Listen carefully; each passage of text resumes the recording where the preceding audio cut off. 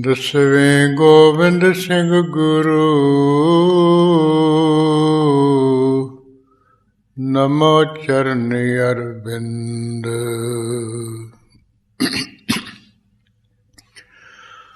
ਸ਼੍ਰੀ ਗੁਰ ਸ਼ਬਦ ਕਮਾਏ ਜਿਨ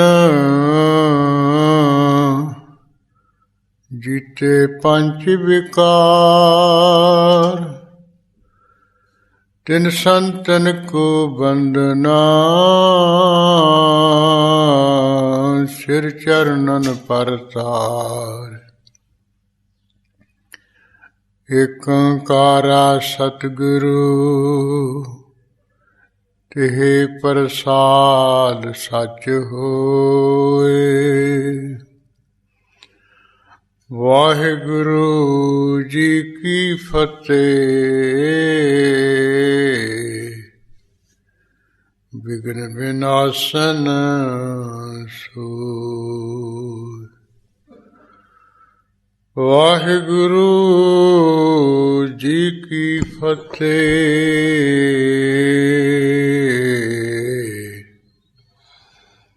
ਵਿਘਨ ਵਿਨਾਸ਼ਨ ਸੂਰ।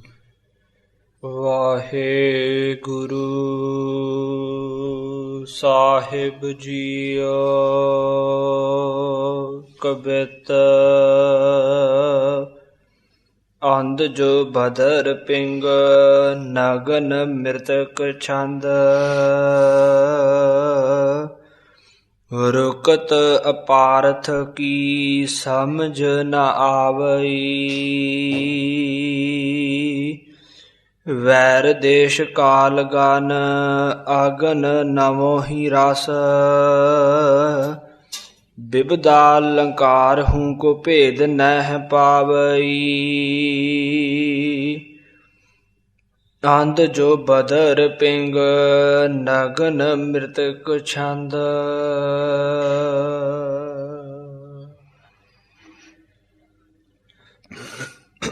ਵਾਹਿਗੁਰੂ ਜੀ ਕਾ ਖਾਲਸਾ ਵਾਹਿਗੁਰੂ ਜੀ ਕੀ ਫਤਿਹ। ਪਰਮ ਸਤਿਕਾਰਯੋਗ ਗੁਰੂ ਖਾਲਸਾ ਸਾਧ ਸੰਗਤ ਜੀ, ਗੁਰੂ ਮਹਾਰਾਜ ਦੀ ਅਪਾਰ ਬਖਸ਼ਿਸ਼ ਦਾ ਸਦਕਾ ਅੰਮ੍ਰਿਤ ਵੇਲੇ ਤੋਂ ਸੁੰਦਰ ਦੀਵਾਨ ਸਜ ਰਿਹਾ। ਸਤਿਗੁਰੂ ਜੀ ਦੀ ਪ੍ਰਕਾਸ਼ ਸੇਵਾ ਤੋਂ ਉਪਰੰਤ ਗੁਰਬਾਣੀ ਦਾ ਪਾਠ ਜਾਪ ਹੋ ਰਿਹਾ ਸੀ। ਆ ਮਾਈ ਭਾਈ ਸਰਵਣ ਕਰ ਰਹੇ ਸੀ। ਗੁਰੂ ਨਾਨਕ ਸਾਹਿਬ ਜੀ ਦਾ ਸੋਹਣਾ ਸੁੰਦਰ ਇਤਿਹਾਸ ਲੜੀਵਾਰ ਰੂਪ ਵਿੱਚ ਆਪਾਂ ਪੜ੍ਹ ਸੁਣ ਰਹੇ ਹਾਂ।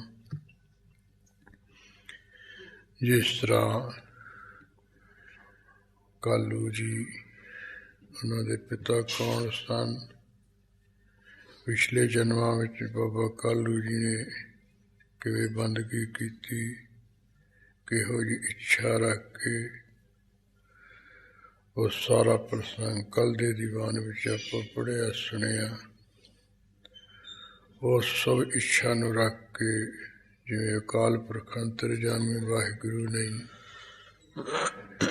ਉਹ ਜਿਹਨਾਂ ਦੇ ਗ੍ਰਹਿ ਵਿਖੇ ਅਵਤਾਰ ਧਾਰਨ ਕੀਤਾ, ਉਹ ਗੁਰੂ ਨਾਨਕ ਸਾਹਿਬ ਜੀ ਦੇ ਅਵਤਾਰ ਦੀ ਜਿਹੜੀ ਕਥਾ ਹੈ ਉਹ ਕੱਲ੍ਹ ਦੇ ਦੀਵਾਨ ਵਿੱਚ ਆਪਾਂ ਵਿਸਥਾਰ ਨਾਲ ਸਰਵਣ ਕੀਤੀ ਸੀ।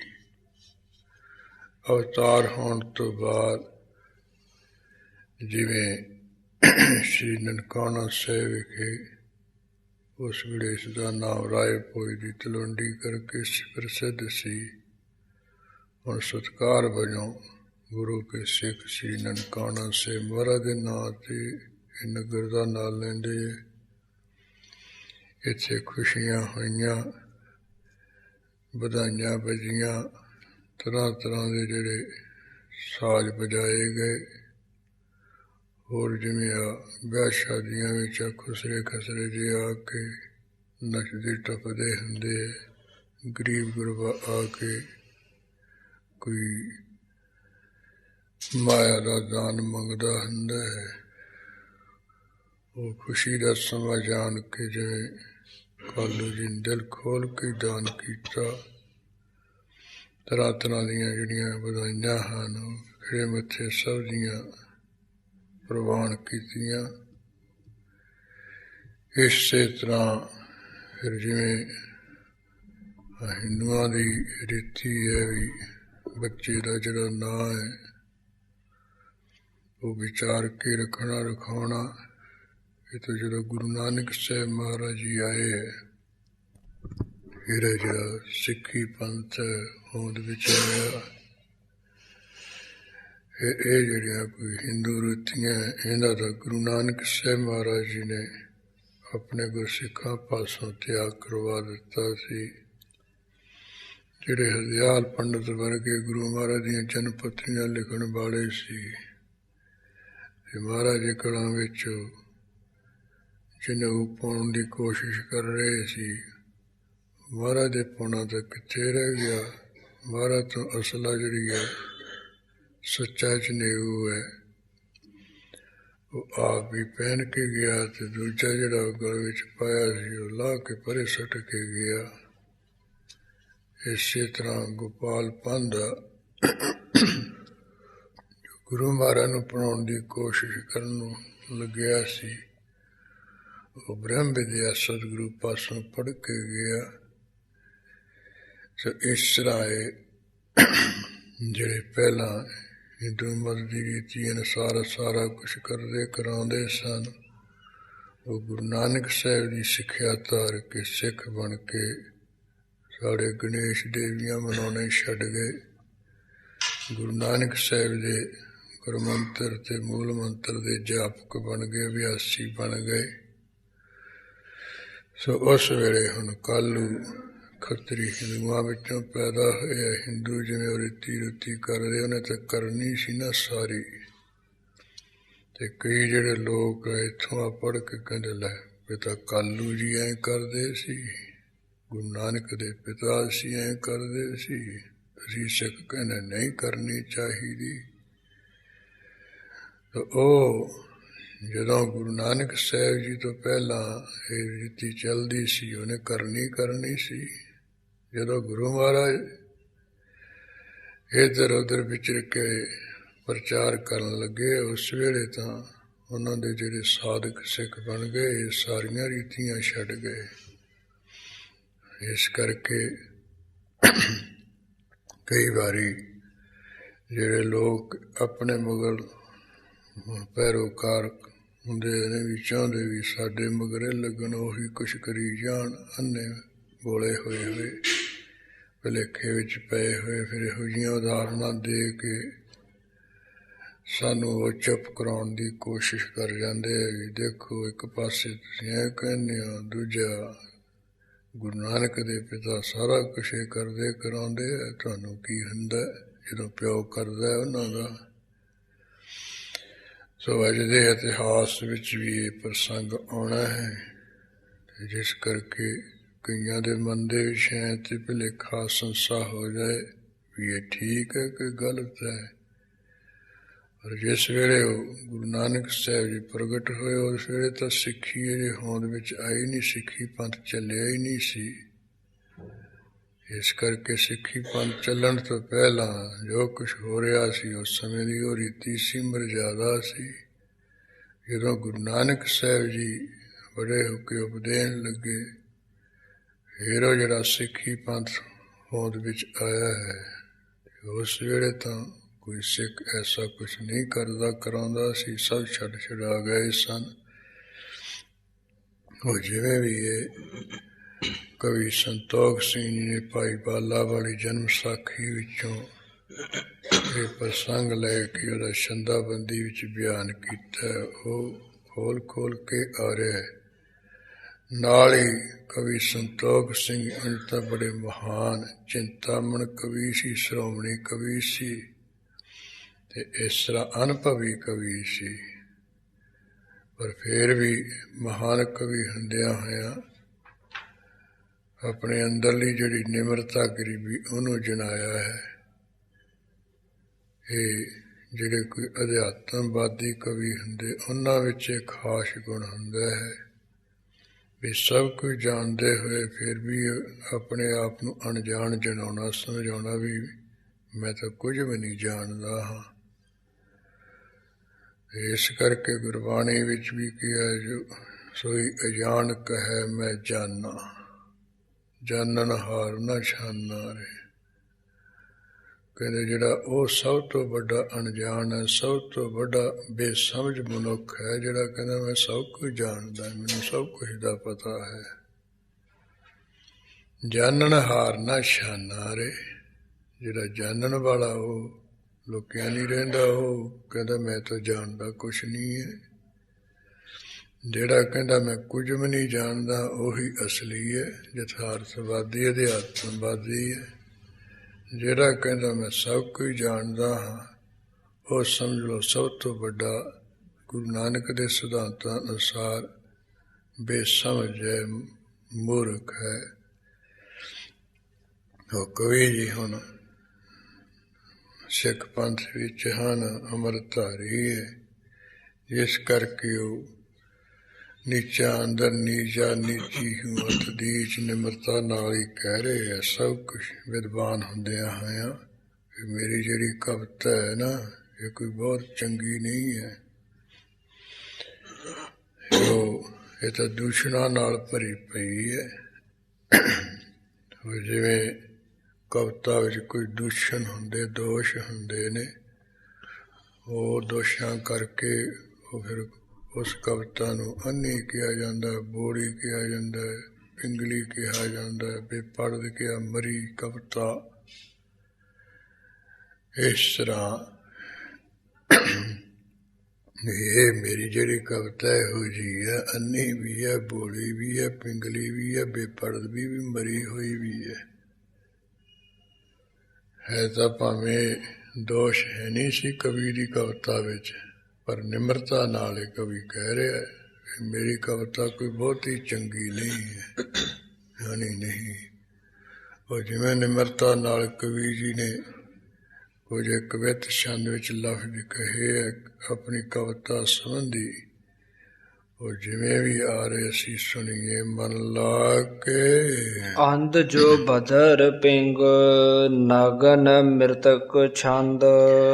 ਕਵੀ ਸੰਤੋਖ ਸਿੰਘ ਜੀ ਕਹਿੰਦੇ ਮੇਰੇ ਜਿਹੜੀ ਛੰਦ ਕੀ ਹੈ, ਕਵਿਤਾ ਹੈ, ਇਹ ਭਾਵੇਂ ਅੰਨੀ ਹੈ, ਅੰਨੀ ਕਵਿਤਾ ਇੱਕ ਦੂਸ਼ਣ ਹੈ, ਕਵਿਤਾ ਵਿੱਚ ਦੋਸ਼ ਹੁੰਦਾ ਹੈ। ਉਹ ਕਿਹੜੀ ਅੰਨੀ ਕਵਿਤਾ ਹੁੰਦੀ ਹੈ ਵੀ ਜਿਹੜਾ ਪਿਛਲੇ ਕਵੀਆਂ ਨੇ, ਵਿਦਵਾਨਾਂ ਨੇ ਧਰਵਾ ਬੰਨਿਆ, ਨਿਯਮ ਬੰਨਿਆ, ਉਹ ਤੋਂ ਉਲਟ ਹੋ ਕੇ ਜੋ ਕੁਝ ਕਥਨ ਕਰੀ ਜਾਵੇ ਕਵੀ, ਯਾਨੀ ਜੋ ਉਹਨਾਂ ਨੇ ਨਿਯਮ ਪਹਿਲਿਆਂ ਨੇ ਬੰਨਿਆ ਉਹ ਤੋਂ ਸਾਰਾ ਕੁਝ ਉਲਟ ਕਥਨ ਕਰੇ।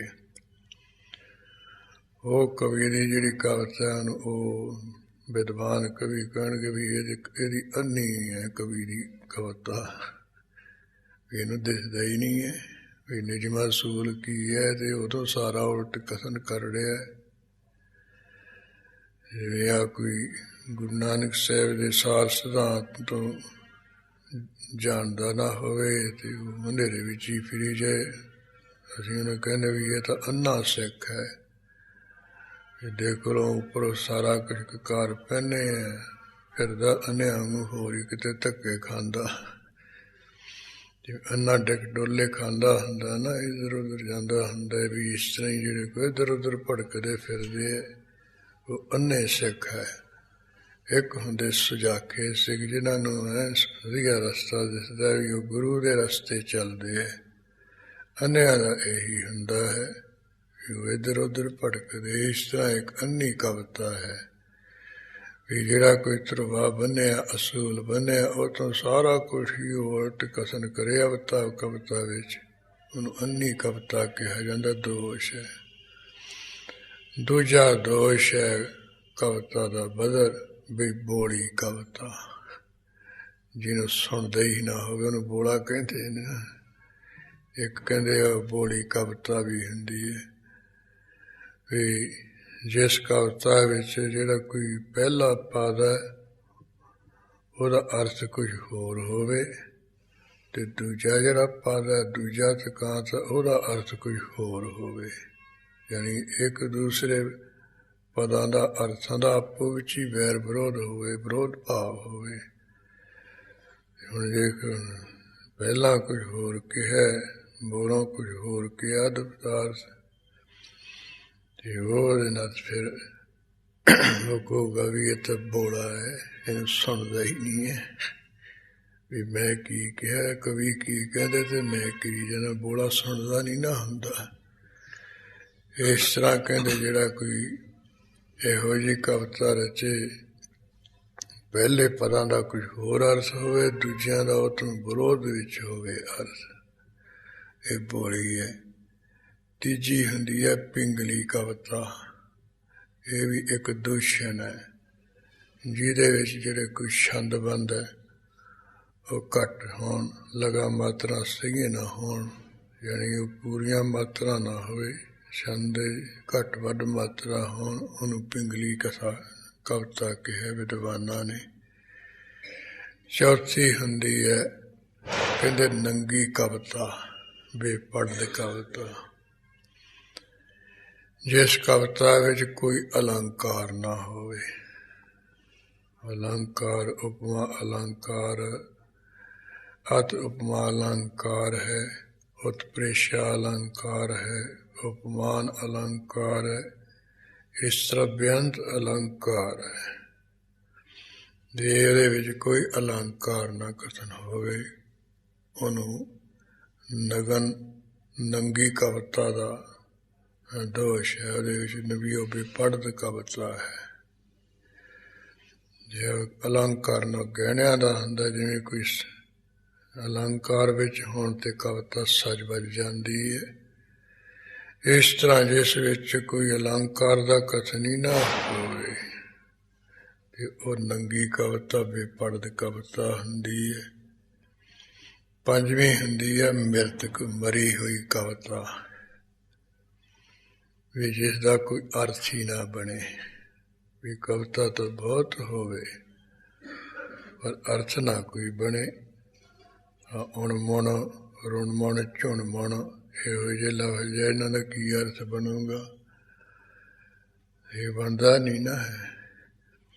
ਇਹ ਰੁਣ ਮੁਣ, ਝੁਣ ਮੁਣ, ਇਹੋ ਜਿਹੀ ਕਵਿਤਾ ਵਿੱਚ ਲਫ਼ਜ਼ ਕਥਨ ਕੀਤੇ ਹੋਣ ਜਿਹਦਾ ਕੋਈ ਅਰਥ ਨਾ ਬਣੇ, ਉਹਨੂੰ ਮਰੀ ਕਵਿਤਾ ਕਹਿੰਦੇ। ਇਸ ਤਰ੍ਹਾਂ ਕਹਿੰਦੇ ਭਾਵੇਂ ਮੇਰੀ ਜਿਹੜੀ ਛੰਦ ਕੀ ਕਵਿਤਾ ਹੈ ਉਹਦੇ ਵਿੱਚ ਕਹਿੰਦੇ ਅੰਨਾ ਅੰਨੀ ਹੋਣ, ਕਹਿੰਦੇ ਅੰਧ ਪੁਣੇ ਦਾ ਵੀ ਦੋਸ਼ ਹੈ, ਬੋਲੀ ਵੀ ਹੈ, ਪਿੰਗਲੀ ਵੀ ਹੈ, ਬੇਪੜ੍ਹ ਵੀ ਹੈ, ਮਰੀ ਹੋਈ ਵੀ ਹੈ। ਰੁਕਤ ਅਪਾਰਥਕ ਕੀ ਸਮਝ ਨ ਆਵਈ। ਫਿਰ ਹੁੰਦਾ ਪੁਨਰ ਉਕਤ ਦੋਸ਼ ਕਵਿਤਾ ਵਿੱਚ, ਵੀ ਇੱਕ ਲਫ਼ਜ਼ ਨੂੰ ਬਾਰ-ਬਾਰ ਕਥਨ ਕਰੀ ਜਾਣਾ, ਇਹ ਵੀ ਦੋਸ਼ ਹੈ। ਹੁਣ ਠੀਕ ਹੈ, ਕੁਝ ਥਾਵਾਂ ਤੇ ਬਾਰ-ਬਾਰ ਜਿਹੜਾ ਕਥਨ ਕਰਨਾ ਹੈ, ਬਾਰ-ਬਾਰ ਉਸ ਗੱਲ ਨੂੰ ਕਹਿਣਾ, ਉਹਦੇ ਵਿੱਚ ਦੋਸ਼ ਨਹੀਂ ਮੰਨਿਆ ਗਿਆ ਹੈ। ਜੇ ਉਹ ਕਿਸੇ ਵਿਦਵਾਨ ਨੇ ਵੀ ਜਦੋਂ ਕੋਈ ਖੁਸ਼ੀ ਦਾ ਸਮਾਂ ਹੈ ਉਦੋਂ ਕੋਈ ਲਫ਼ਜ਼ ਬਾਰ-ਬਾਰ ਕੀ ਵੀ ਤੈਨੂੰ ਵਧਾਈਆਂ ਵਧਾਈਆਂ ਵਧਾਈਆਂ, ਬਹੁਤ ਵਾਰੀ ਤੈਨੂੰ ਵੀ ਵਧਾਈਆਂ, ਕਹਿੰਦੇ ਇੱਥੇ ਪੁਨਰ ਉਕਤ ਦੋਸ਼ ਨਹੀਂ, ਭਾਵੇਂ 100 ਵਾਰੀ ਅਗਲੇ ਨੂੰ ਵਧਾਈਆਂ ਵਧਾਈਆਂ ਲਫ਼ਜ਼ ਕਹੀ ਜਾਏ। ਹੁਣ ਜੇ ਉਹ ਬਿਨਾਂ ਮਤਲਬ ਤੋਂ ਕਹੇ ਵਧਾਈਆਂ, ਫਿਰ ਕਹੂਗਾ ਵੀ ਗੱਲ ਤਾਂ ਕੋਈ ਹੈ ਨਹੀਂ, ਐਵੇਂ ਵਧਾਈਆਂ ਕਾਹਦੀਆਂ, ਇੱਕ ਵਾਰੀ ਕਹਿ ਦੇ ਤੂੰ ਬਸ। ਜਿਵੇਂ ਹੁਣ ਗੁਰੂ ਨਾਨਕ ਸਾਹਿਬ ਜੀ ਦਾ ਅਵਤਾਰ ਹੋਇਆ, ਇਹਦੇ ਵਿੱਚ ਹੁਣ ਅਸੀਂ ਸਾਰੀ ਦਿਹਾੜੀ ਕੀਏ ਬਾਬਾ ਕਾਲੂ ਨੂੰ ਵਧਾਈਆਂ, ਬਾਬਾ ਕਾਲੂ ਨੂੰ, ਮਾਤਾ ਤ੍ਰਿਪਤਾ ਨੂੰ ਵਧਾਈਆਂ, ਇਹਦੇ ਪੁਨਰੁਕਤ ਦੋਸ਼ ਨਹੀਂ ਹੈ। ਸਾਰੀ ਦਿਹਾੜੀ ਕੋਈ ਕਹੀ ਜਾਏ, ਇਹ ਖੁਸ਼ੀ ਦੇ ਸਮੇਂ ਜਿਹੜਾ ਕੋਈ ਲਫ਼ਜ਼ ਕਿਹਾ ਜਾਏ ਨਾ, ਉਹਦੇ ਵਿੱਚ ਦੋਸ਼ ਨਹੀਂ ਵਿਦਵਾਨਾਂ ਨੇ। ਇਸੇ ਤਰ੍ਹਾਂ ਦੂਜਾ ਅਕਰਖ ਦੋਸ਼, ਇਸ ਤਰ੍ਹਾਂ ਅਕਰਖ ਨੂੰ ਖਿੱਚਣ ਦਾ ਹੈ, ਇਸ ਤਰ੍ਹਾਂ ਕੋਈ ਲਫ਼ਜ਼ ਨੂੰ ਖਿੱਚਣਾ ਬਾਰ ਬਾਰ, ਤੇ ਉਹ ਬਾਰ ਬਾਰ ਉਹਨੂੰ ਖਿੱਚ ਖਿੱਚ ਕੇ ਬਿਆਨ ਕਰਨਾ, ਮੁੜ ਮੁੜ ਕੇ। ਕਈਆਂ ਨੂੰ ਐਵੇਂ ਕਥਾ ਵਿੱਚ ਵੀ ਸੁਭਾਅ ਪਿਆ ਹੁੰਦਾ, ਇਹ ਗੱਲ ਨਾ ਕਹਿਣਾ ਪਰੰਤੂ ਪਰੰਤੂ, ਨਾ ਲੈਣਾ ਨਾ ਦੇਣਾ, ਜਾਂ ਇਸ ਤਰੀਕੇ ਨਾਲ ਇਹ ਬਾਰ ਬਾਰ ਜਾਂ ਖਿੱਚ ਖਿੱਚ ਕੇ ਕਹੀ ਜਾਣਾ ਬੇਮਤਬਲਾ ਜਾ। ਇਸ ਤਰ੍ਹਾਂ ਕਰਖ ਤੇ ਅਮਰਖ ਨਾ ਗੁੱਸੇ ਦਾ ਹੈ। ਜਦੋਂ ਕਿਸੇ ਮਨੁੱਖ ਨੂੰ ਗੁੱਸਾ ਚੜਿਆ, ਗੁੱਸੇ ਵਿੱਚ ਜੋ ਫਿਰ ਮਰਜ਼ੀ ਉਹ ਕਹੀ ਜਾਏ, ਤੇ ਉਹਦੇ ਵਿੱਚ ਉਹ ਵਿਦਵਾਨ ਦੋਸ਼ ਨਹੀਂ ਮੰਨਦੇ। ਉਹ ਕਹਿੰਦੇ ਗੁੱਸੇ ਵਿੱਚ ਆ ਕੇ ਬੋਲ ਰਿਹਾ ਹੈ, ਕੀ ਆ ਗਾਲਾਂ ਕੱਢੀ ਜਾਂਦੇ ਨਾ ਗੁੱਸੇ ਵਿੱਚ ਆ ਕੇ, ਬਹੁਤ ਬਾਰ ਬਾਰ ਉਹੀ ਕਹੀ ਜਾਂਦੇ। ਉਹ ਕਹਿੰਦੇ ਇਹਦੇ ਵਿੱਚ ਦੋਸ਼ ਨਹੀਂ ਹੈ, ਕ੍ਰੋਧ ਦਾ ਦੋਸ਼ ਹੈ। ਇਹ ਸਾਰਾ ਕੁਝ ਇਹ ਕਰਾ ਰਿਹਾ ਹੈ।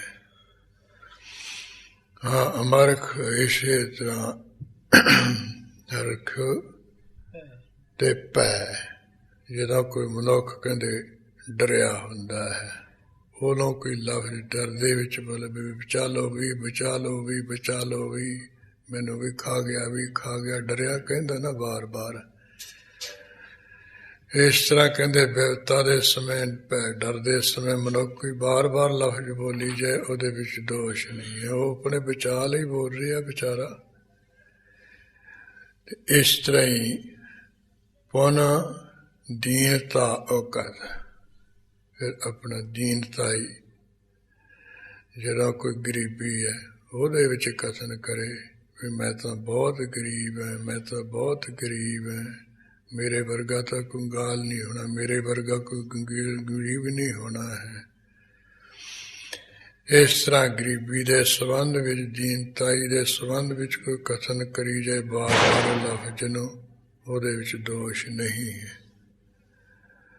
ਤੇ ਇਸ ਤਰ੍ਹਾਂ ਉਸਤਤ, ਜਦੋਂ ਕਿਸੇ ਦੀ ਉਸਤੀ ਕਰਨੀ ਹੈ ਉਦੋਂ ਬਾਰ ਬਾਰ ਉਹੀ ਲਫ਼ਜ਼ਾਂ ਦੀ ਵਰਤੋਂ ਕਰੀ ਜਾਏ, ਉਹਦੇ ਵਿੱਚ ਦੋਸ਼ ਨਹੀਂ ਹੈ।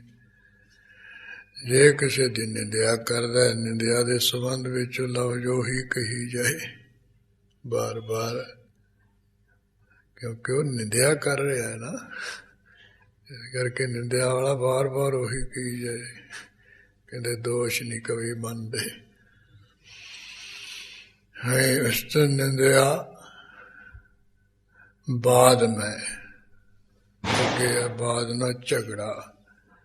ਜਦੋਂ ਕੋਈ ਝਗੜੇ ਦੀ ਗੱਲ ਕਰ ਰਿਹਾ, ਉਹ ਝਗੜੇ ਦੇ ਵਿੱਚ ਉਹੀ ਗੱਲ ਝਗੜੇ ਵਾਲੀ ਕਰੀ ਜਾਏ, ਉਹਦੇ ਵਿੱਚ ਦੋਸ਼ ਨਹੀਂ ਹੈ। ਇਸ ਤਰ੍ਹਾਂ ਇਹ ਕਹਿੰਦੇ ਦੋਸ਼ ਨਹੀਂ ਪੁਨਰੁਕਤ, ਇਸਤੇ ਪੁਨਰੁਕਤ ਕਹਿੰਦੇ ਬਾਰ ਬਾਰ ਕਥਨ ਜਿਹੜਾ ਕਰਨਾ ਹੈ ਨਾ, ਇਹਦੇ ਵਿੱਚ ਦੋਸ਼ ਨਹੀਂ ਹੈ ਕਵੀ ਮੰਨਦੇ। ਤੇ ਇੱਥੇ ਕਵੀ ਕਹਿੰਦਾ ਪੁਨਰਉਕਤ ਹੈ। ਭਾਵੇਂ ਮੇਰੇ ਕਵਿਤਾ ਵਿੱਚ ਕਹਿੰਦੇ ਪੁਨਰਉਕਤ ਵੀ ਹੈ, ਬਾਰ ਬਾਰ ਵੀ ਉਹਨਾਂ ਦੇ ਵਿੱਚ ਬਾਰ ਬਾਰ ਉਹਨਾਂ ਲਫ਼ਜ਼ਾਂ ਦਾ ਵੀ ਕਥਨ ਹੈ ਜਿਨ੍ਹਾਂ ਦਾ ਕੋਈ ਲੋੜ ਨਹੀਂ ਹੈ। ਭਾਵੇਂ ਐਸਾ ਇੱਕ ਲਫ਼ਜ਼ ਵੀ ਵਾਧੂ ਨਹੀਂ ਲਫ਼ਜ਼ ਕਥਨ ਕੀਤਾ ਵਿਦਵਾਨ ਕਵੀ ਨੇ, ਪਰ ਫਿਰ ਵੀ ਕਹਿੰਦਾ ਮੇਰੀ ਕਵਿਤਾ ਵਿੱਚ ਪੁਨਰੁਕਤ ਵੀ ਦੋਸ਼ ਹੈ, ਵੀ ਭਾਵੇਂ ਮੈਂ ਬਾਰ ਬਾਰ ਉਹੀ ਲਫ਼ਜ਼ ਕਹਿ ਰਹੀਆਂ, ਇਹ ਵੀ ਨਿਊਨਤਾ। ਫਿਰ ਅਪਾਰਸ, ਉਹ ਕਵਿਤਾ ਵਿੱਚ ਐਸਾ ਇੱਕ ਦੋਸ਼ ਘਾਟ ਵੀ ਜਿਹਦੇ ਅਰਥ ਕੀਤਿਆਂ ਗੱਲ ਕੀਤਿਆਂ ਅਟਪਟੀ ਜੀ ਗੱਲ ਬਣੇ। ਜਿਵੇਂ ਇੱਥੇ ਅਖਾੜੇ ਵਾਲੇ ਜਦੋਂ ਆਉਂਦੇ ਹੁੰਦੇ ਨੇ ਹਾਥੀ ਜਿਹਾ ਲੈ ਕੇ, ਇੱਕ ਉਹਨਾਂ ਨਾਲ ਬੜਾ ਸਿਆਣਾ ਸੂਰਮਾ ਰਾਗੀ ਸਿੰਘ ਹੁੰਦਾ ਸੀ, ਨਾਲੇ ਉਹ ਕੀਰਤਨ ਕਰਦਾ ਹੁੰਦਾ ਸੀ, ਨਾਲ ਵਿਆਖਿਆ ਵੀ ਕੋਈ ਨਾ ਕੋਈ ਸਾਖੀ ਵੀ ਸੁਣਾਉਂਦਾ ਹੁੰਦਾ ਸੀ। ਬੋਲਣ ਦਾ ਉਹਨੂੰ ਬਹੁਤ ਵਧੀਆ ਢੰਗ ਸੀ। ਇੱਥੇ ਕਈ 15 ਦਿਨ ਉਹ ਰਹਿ ਜਾਂਦੇ ਤੇ ਬਹੁਤ ਸੰਗਤ ਇੱਥੇ, ਉਹ ਜਿਹੜਾ ਪਹਿਲਾ ਦਰਬਾਰ ਸੀ, ਅੰਦਰੋਂ ਬਾਹਰੋਂ ਕਿਤੇ ਬੈਠਣ ਨੂੰ ਜਗ੍ਹਾ ਨਹੀਂ ਹੁੰਦੀ ਸੀ, ਇੰਨਾ ਭਰ ਜਾਂਦਾ ਸੀ। ਤੇ ਉਹ ਕਵਿਤਾ ਵੀ ਵਧੀਆ ਬੋਲ ਲੈਂਦਾ ਸੀ, ਆਪੇ ਵੀ ਬਣਾ ਲੈਂਦਾ ਸੀ।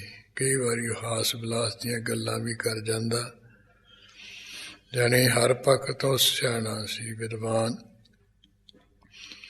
ਇੱਕ ਵਾਰੀ ਉਹਨੇ ਕਵਿਤਾ ਜੀ ਆ ਜਿਵੇਂ ਅਪਾਰ ਸਾਲੀ ਹੈ ਨਾ, ਵੀ ਉਹਦੇ ਵਿੱਚ ਵੀ ਜਿਹੜੀ ਕੋਈ ਗੱਲ ਹੀ ਨਾ ਬਣੇ, ਅਰਥ ਨਾ ਬਣੇ, ਉਦੋਂ ਸੁਣਾਈ ਸੀ। ਮੈਨੂੰ ਹੁਣ ਵੀ ਚੇਤੇ ਆ ਇੱਕ ਤੁਕ ਜੀ, ਵੀ ਉਹ ਸੁਣਾਉਂਦਾ ਸੀ, ਕਹਿੰਦੇ ਵੀ ਗੱਡੀ ਚੱਲ ਪੀ ਨਨਕਾਣੇ ਵੱਲੋਂ, ਧੰਦੇ ਨੇ ਗਊਆਂ ਚਾਰੀਆਂ। ਕਹਿੰਦੇ ਇਹ ਹੈ ਅਪਾਰ ਦੀ ਕਥਾ, ਅਟਪਟੀ ਕਥਾ। ਕਿਸੇ ਦਾ ਗੰਨੇ ਨਨਕਾਣੇ ਸਾਹਿਬ ਤੋਂ ਗੱਡੀ ਚੱਲੀ ਹੈ, ਕਿਤੇ ਧੰਨੇ ਨੇ ਗਊਆਂ ਚਾਰੀਆਂ। ਉਹ ਕੋਈ ਗੱਲ ਨਾ ਬਾਣੀ ਉਹਦੀ ਕਵਿਤਾ ਵਿੱਚ, ਨਾ ਅਰਥ ਬਣਨਾ, ਨਾ ਕੋਈ ਗੱਲ ਹੈ, ਬੇਸਵੀਆਂ ਐਵੇਂ ਮਾਰਨੀਆਂ। ਇਹਨੂੰ ਅਪਾਰਥ ਦੋਸ਼ ਕਹਿੰਦੇ ਨੇ। ਇਸ ਤਰ੍ਹਾਂ ਅੱਗੇ ਫਿਰ ਇੱਕ ਦੇਸ਼ ਵਿਰੋਧ ਹੁੰਦਾ, ਇੱਕ ਕਾਲ ਵਿਰੋਧ ਹੁੰਦਾ ਹੈ। ਜਿਸ ਇਲਾਕੇ ਵਿੱਚ ਕੋਈ ਵਸਤੂ ਹੁੰਦੀ ਨਹੀਂ, ਉਸ ਇਲਾਕੇ ਵਿੱਚ ਉਹ ਵਸਤੂ ਦਾ ਕਥਨ ਕਰਨਾ, ਇਹ ਕਵਿਤਾ ਵਿੱਚ ਦੇਸ਼ ਵਿਰੋਧ ਹੈ। ਹੁਣ ਜਿਵੇਂ ਇੱਥੇ ਆਪਣੇ ਇੱਥੇ ਢੁੱਡੀਕਿਆਂ ਹੁਣ ਕੇਸਰ ਨਹੀਂ ਹੁੰਦਾ ਹੈ, ਐਸੇ ਕੋਈ ਕਹੇ ਵੀ ਉੱਥੇ ਬਹੁਤ ਵਧੀਆ ਕੇਸਰ ਖੜਾ ਸੀ, ਇਹ ਦੇਸ਼ ਵਿਰੋਧ ਦੀ ਗੱਲ ਹੈ। ਇਸ ਤਰ੍ਹਾਂ ਹੁੰਦਾ ਹੈ ਕਾਲ ਵਿਰੋਧ, ਵੀ ਜਿਸ ਸਮੇਂ ਵਿੱਚ ਕੋਈ ਵਸਤੂ ਹੁੰਦੀ ਨਹੀਂ, ਉਸ ਸਮੇਂ ਵਿੱਚ ਉਹਦਾ ਬਿਆਨ ਕਰ ਦੇਣਾ। ਹੁਣ ਜਦੋਂ ਝੋਨਾ ਹੁੰਦਾ ਹੈ, ਉਦੋਂ ਜਦੋਂ ਨਹੀਂ ਹੁੰਦਾ ਉਦੋਂ ਕੋਈ ਕਥਨ ਕਰੇ, ਵੀ ਜਦੋਂ ਕਣਕ ਬੀਜੀ ਹੁੰਦੀ ਉਦੋਂ ਕਦੇ ਵੀ ਝੋਨਾ ਬੀਜਿਆ ਸੀ, ਉੱਥੇ ਵੀ ਦੇ ਕਾਲ ਸਮੇਂ ਦੇ ਵਿਰੋਧ ਹੈ। ਵੀ ਸਮੇਂ ਦੀ ਕੋਈ ਵਿਚਾਰ ਨਾ ਕਰਨੀ, ਵੀ ਇਸ ਸਮੇਂ ਤਾਂ ਆਹ ਫਸਲ ਹੁੰਦੀ ਹੈ, ਇਹ ਨਹੀਂ ਹੁੰਦੀ ਹੈ, ਉਹ ਉਹਨੇ ਕਵਿਤਾ ਵਿੱਚ ਕਥਨ ਕਰ ਦੇਣੀ। ਬੜੀਆਂ ਹਰੀਆਂ ਹਰੀਆਂ ਕਣਕਾਂ, ਜਿਵੇਂ ਇੱਥੇ ਇੱਕ ਵਾਰੀ ਗਿਆਨੀ ਗੁਰਨਾਮ ਸਿੰਘ, ਉਹਨੂੰ ਕਣਕ ਕਹਿੰਦੇ ਸੀ, ਕਣਕ ਵਾਲਾ ਦਾ ਪਿੰਡ ਸੀ, ਤੇ ਸ਼੍ਰੋਮਣੀ ਕਮੇਟੀ ਦਾ ਪਹਿਲਾਂ ਬੜਾ ਤਕੜਾ ਹੈਡ ਪ੍ਰਚਾਰਕ ਰਿਹਾ ਸੀ। ਉਹ ਦਿਮਾਗ 'ਚ ਉਹਦੇ ਨੁਕਸ ਜਿਹਾ ਪੈ ਗਿਆ। ਇੱਥੇ ਵੀ ਉਹ ਕਈ ਵਾਰੀ ਕਈ ਦਿਨ ਕਥਾ ਕਰ ਲੈਂਦਾ। ਵਿਦਵਾਨ ਸੀ, ਜਦੋਂ ਕਿਤੇ ਠੇਠ ਹੁੰਦਾ ਦੀ ਬਾਣ ਉਹ ਤਾਂ ਕਮਾਲ ਕਰ ਦਿੰਦਾ, ਤੇ ਜਦੋਂ ਫਿਰ ਉਹ ਦਿਮਾਗ ਦੇ ਕਿਤੇ ਦੂਜਾ ਲੋੜ ਜਾ ਪਿਆ ਹੁੰਦਾ, ਫਿਰ ਉਹ ਜਬੜੀਆਂ ਵੀ ਬਹੁਤ ਮਾਰਦਾ। ਆਹੀ ਗੁਰੂ ਨਾਨਕ ਸਾਹਿਬ ਦੀ ਇੱਕ ਵਿਆਹ ਦੀ ਕਥਾ ਇੱਕ ਦਿਨ ਉਹਨੇ ਇੱਥੇ ਕੀਤੀ, ਤੇ ਫਿਰ ਉਹਦੇ ਵਿੱਚ ਕਿਹੜਾ ਵੀ ਉੱਥੇ ਬੜੀਆਂ ਮੋਟਰਾਂ, ਬੜੀਆਂ ਬੱਸਾਂ, ਬੜੇ ਟਰੱਕ, ਇਹ ਵਿੱਚੇ ਕਹੀ ਗਿਆ। ਮਗਰੋਂ ਜਿਹੜੇ ਸੁਣਨ ਵਾਲੇ ਸੀ ਕਹਿੰਦੇ, ਬਾਬਾ ਜੀ ਗਿਆਨੀ ਜੀ, ਆਹ ਟਰੱਕ ਟੁੱਕ ਬੱਸਾਂ ਟਰਾਲੀਆਂ ਤਾਂ ਹੋਣਾ ਹੀ ਹੈ, ਇਹ ਤੁਸੀਂ ਕਿੱਥੇ ਲੈਂਦੇ ਕਥਾ? ਕਹਿੰਦਾ ਇਹ ਐਵੇਂ ਹੀ ਹੁੰਦਾ ਵੀ ਜਿੱਥੇ ਕਿ ਚੱਲਦਾ ਹੋਵੇ ਨਾ, ਰਾਤ ਹੋਣ, ਹਾਥੀ ਹੋਣ, ਉੱਥੇ ਕਹਿੰਦਾ ਅੱਜ ਦੇ ਸਮੇਂ ਦਾ ਵੀ ਕਥਨ ਹੋ ਸਕਦਾ। ਉਹ ਕਹਿੰਦੇ ਇਹ ਨਹੀਂ ਅਸੀਂ ਮੰਨਦੇ, ਤਾਂ ਝੂਠ ਬੋਲਦੇ ਤੁਸੀਂ। ਵੀ ਤੁਸੀਂ ਰਥ ਕਹਿ ਦਿਓ, ਹੰਡੋਲੇ ਕਹਿ ਦਿਓ, ਸੁਖ ਪਾਲਕੀਆਂ ਕਹਿ ਦਿਓ, ਘੋੜਿਆਂ ਤੇ ਚੜੀ ਫੌਜ ਬਰਾਤ ਜਾਂਦੀ ਸੀ ਗੁਰੂ ਨਾਨਕ ਦੀ, ਹਾਥੀਆਂ ਤੇ ਬਰਾਤ ਜਾਂਦੀ ਸੀ, ਸੁਖ ਪਾਲਕੀਆਂ ਤੇ ਜਾਂਦੀ ਸੀ। ਉਸ ਸਮੇਂ ਤਾਂ ਇਹ ਸਾਰਾ ਕੁਝ ਸੀ। ਆਹ ਜਿਹੜਾ ਤੁਸੀਂ ਕਹੀ ਜਾਂਦੇ ਵੀ ਉਹ ਬਈ ਐ ਸੀ, ਇਹ ਨਹੀਂ ਹੈ। ਸੋ ਇਸ ਤਰ੍ਹਾਂ ਜਾਣੇ ਕਈ ਕਵੀ, ਉਹ ਜਿਹੜਾ ਕੋਈ ਸਮਾਂ ਹੈ ਨਾ, ਜਿਹੜੀ ਸਮੇਂ ਵਸਤੂ ਹੁੰਦੀ ਨਹੀਂ, ਉਹਦਾ ਉਹ ਕਥਨ ਕਰੀ ਜਾਣ, ਉਹਨੂੰ ਕਾਲ ਵਿਰੋਧ ਕਹਿੰਦੇ ਹਨ। ਤੇ ਗਣ ਅਗਣ, ਅੱਗੇ 8 ਗਣ ਹੁੰਦੇ ਹੈ, ਉਹਨਾਂ ਵਿੱਚੋਂ 4 ਸ਼ੋਭ ਗਣ ਨੇ ਤੇ 4 ਅਸ਼ੋਭ ਹੈ, ਯਾਨੀ 4 ਮਾੜੇ ਹੈ ਤੇ 4 ਚੰਗੇ ਹੈ। ਜਿਹੜਾ ਚੰਗੇ ਗਣਾਂ ਵਿੱਚ ਕਵਿਤਾ ਰਹਿੰਦਾ, ਉਹ ਤਾਂ ਚੰਗੀ ਕਵਿਤਾ ਹੈ, ਤੇ ਜੇ ਵਿੱਚ ਅਸ਼ੋਭ ਗਣ ਲਾਉਂਦਾ ਹੈ, ਜਿਵੇਂ ਆ ਮਗਨ ਹੈ, ਨਗਨ ਹੈ, ਭਗਨ ਹੈ, ਜਗਨ ਹੈ, ਇਹ 4 ਸੌ ਗਣ ਹੈ। ਇਹਨਾਂ ਵਿੱਚ ਜਿਹੜੀ ਕਵਿਤਾ ਰਚੀ ਜਾਊਗੀ ਉਹਨੂੰ ਚੰਗੀ ਕਵਿਤਾ ਕਿਹਾ ਜਾਏਗਾ। ਤੇ 4 ਨੇ ਮਾੜੇ ਅਗਣ, ਜਿਨ੍ਹਾਂ ਨੂੰ ਕਹਿਣਾ ਹੈ, ਉਹ ਹੈ ਜਗਨ ਹੈ, ਰਗਨ ਹੈ, ਸਗਨ ਤੇ ਤਗਨ ਹੈ। ਇਹਨਾਂ ਵਿੱਚੋਂ ਕੋਈ ਵੀ ਉਹਦੀ ਵਰਤੋਂ ਕਰ ਲੇ ਉਹ ਅਸ਼ੁਭ ਗਣ ਕਰਕੇ ਉਹਦੀ ਕਵਿਤਾ ਅਸ਼ੁਭ ਹੋਵੇਗੀ, ਮਾੜੀ ਹੋਵੇਗੀ। ਕਵੀ ਕਹਿੰਦਾ ਇਸ ਤਰ੍ਹਾਂ ਮੈਨੂੰ ਜਿਹੜਾ ਕੋਈ ਗਾਣ ਹੈ ਅਗਾਣ ਹੈ, ਇਹਦੀ ਵੀ ਕਹਿੰਦੇ ਕੋਈ ਸੋਝ ਨਹੀਂ ਹੈ। ਹਾਂਜੀ, ਇਹ ਯਾਨੀ ਕਵਿਤਾ ਨੂੰ ਚੰਗੀ ਤਰ੍ਹਾਂ ਇਹਦੇ ਵਿੱਚ ਜਿਹੜਾ ਜ਼ਿਆਦਾ ਪ੍ਰਭਾਵਸ਼ਾਲੀ ਬਣਾਉਣ ਵਾਸਤੇ ਉਹ ਕਥਨ ਕੀਤਾ ਜਾਂਦਾ ਹੁੰਦਾ ਹੈ। ਇਹਦੇ ਵਿੱਚ ਵੀ ਆਹ ਹੇਠਲੇ ਵੀ ਲਿਖਿਆ ਨਾ, ਜੇ ਕਵੀ ਜਿਹੜੇ ਗਣ ਰੱਖੇ ਆ ਪਿੰਗਲ ਦੇ ਵਿੱਚ ਜਿਹੜਾ ਕਵਿਤਾ ਦਾ ਵਜਨ ਵਧਾਉਣ ਲਈ, ਯਾਨੀ ਬਾਤਰਾ ਪੂਰੀਆਂ ਕਰਨ ਲਈ, ਉਹ ਫਿਰ ਇਹਨਾਂ ਗਣਾਂ ਦੀ ਵਰਤੋਂ ਕਰਦੇ ਆ। ਜਿਵੇਂ ਆ ਰਾਗੀ ਸਿੰਘ ਜਦੋਂ ਕੋਈ ਉਹ ਸ਼ਬਦ ਦਾ ਵਜਨ ਵਧਾਉਣਾ ਨਾ, ਤੇ ਉਦੋਂ ਉਹ ਫਿਰ ਇਸਾਂ ਜੀਆਂ ਲਾ ਦਿੰਦੇ ਨਾਲ। ਜਾਣੀ ਜਿਵੇਂ ਹੁਣ ਆਪਾਂ ਭਿੰਨੇ ਸ਼ਬਦ, ਭਿੰਨੇ, ਇਸ ਤਰ੍ਹਾਂ ਉਹਨਾਂ ਨੂੰ ਵਧਾ ਕੇ ਕਹਿਣਾ, ਵਜਨ ਵਧਾਉਣਾ ਹੈ, ਜ਼ਿਆਦਾ ਲਮਕਾਉਣਾ ਹੈ ਉਹਨੂੰ, ਫਿਰ ਉਹ ਇਸਾਂ ਲਾਉਂਦੇ ਨੇ। ਇਸੇ ਤਰ੍ਹਾਂ ਕਵਿਤਾ ਨੂੰ ਵਧਾਉਣ ਵਾਸਤੇ, ਉਹਦਾ ਵਜਨ ਪੂਰਾ ਕਰਨ ਵਾਸਤੇ ਫਿਰ ਇਹ ਗਣਾਂ ਦੀ ਵਰਤੋਂ ਕਰਦੇ ਹੈ। ਕਹਿੰਦੇ ਉਹ ਮੈਨੂੰ ਜਿਹੜੇ ਵੀ ਚੰਗੇ ਗਾਣਾ ਹੈ ਤੇ ਮਾੜੇ ਗਾਣਾ ਹੈ, ਇਹਦੀ ਵੀ ਕੋਈ ਸਮਝ ਨਹੀਂ ਹੈ। ਇਹ ਹੈ ਸਭ ਗਾਣੇ ਦੇ ਵਿੱਚ ਹੈ ਹੀ ਨਹੀਂ। ਹੋਰ ਜਿਹੜੇ 9 ਰਸ ਹੈ, ਉਹ ਜੇ ਕਵਿਤਾ ਵਿੱਚ ਕੋਈ ਰਸ ਨਾ ਹੋਵੇ, ਜਿਵੇਂ ਸ਼ਿੰਗਾਰ ਰਸ ਹੈ, ਵੀਰ ਰਸ ਹੈ, ਹਾਸ ਰਸ ਹੈ, ਰੌਦਰ ਰਸ ਹੈ, ਭਿਆਨਕ ਰਸ ਹੈ, ਕਰੁਣਾ ਰਸ ਹੈ, ਵਿਪੱਤਰਤਾ ਰਸ ਹੈ, ਅਦਭੁਤ ਰਸ ਹੈ, ਸ਼ਾਂਤ ਰਸ ਹੈ। ਇਹ 9 ਰਸ ਨੇ। ਜਿਵੇਂ ਕੋਈ ਜੰਗ ਯੁੱਧ ਦਾ ਸਮਾਂ, ਉਦੋਂ ਕਵੀ ਵੀਰ ਰਸ ਦਾ ਕਥਨ ਕਰੂ, ਉਹਦੇ ਵਿੱਚ ਰੌਦਰ ਰਸ ਵੀ ਕਰੂਗਾ, ਭਿਆਨਕ ਰਸ ਵੀ ਕਰੂਗਾ, ਵਿਪੱਤ ਰਸ ਵੀ ਕਰੂਗਾ। ਜਦੋਂ ਕੋਈ ਚੜ੍ਹਾਈ ਕਰ ਗਿਆ ਹੈ, ਫਿਰ ਉੱਥੇ ਉਹ ਕਰੁਣਾ ਰਸ ਵਿੱਚ ਕਹੂਗਾ। ਇਸ ਤਰ੍ਹਾਂ ਜਦੋਂ ਕੋਈ ਖੁਸ਼ੀ ਦਾ ਸਮਾਂ, ਫਿਰ ਹਾਸ ਰਸ ਦਾ ਜ਼ਿਆਦਾ ਉਹ ਵਰਤੂਗਾ। ਜਿਵੇਂ ਵਿਆਹ ਸ਼ਾਦੀਆਂ ਵਿੱਚ ਆਪੋ ਵਿੱਚ ਹੀ ਉਹ ਇੱਕ ਦੂਸਰੇ ਨੂੰ ਮਖੌਲ ਜੇ ਕਰਦੇ, ਲਫ਼ਜ਼ ਕਹਿੰਦੇ ਆ, ਉਹਦੇ ਨਾਲ ਅਸੀਂ ਹੱਸਦੇ ਖੇਡਦੇ ਹਾਂ। ਇਸ ਤਰ੍ਹਾਂ ਇੱਕ ਇਹ ਹਾਸ ਰਸ ਵੀ ਹੈਗਾ।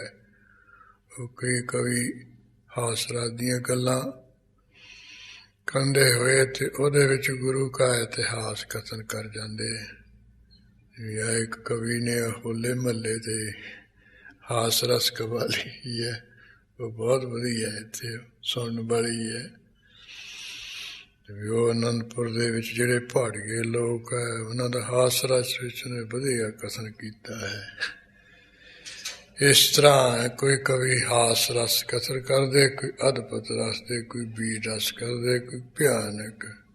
ਜਿਹੜੇ ਕਥਾ ਲਫ਼ਜ਼ ਸੁਣ ਕੇ ਮਨੁੱਖ ਦੇ ਅੰਦਰ ਡਰ ਪੈਦਾ ਹੋ ਜਾਏ, ਭਿਆਨਕਤਾ ਦਾ ਲਫ਼ਜ਼।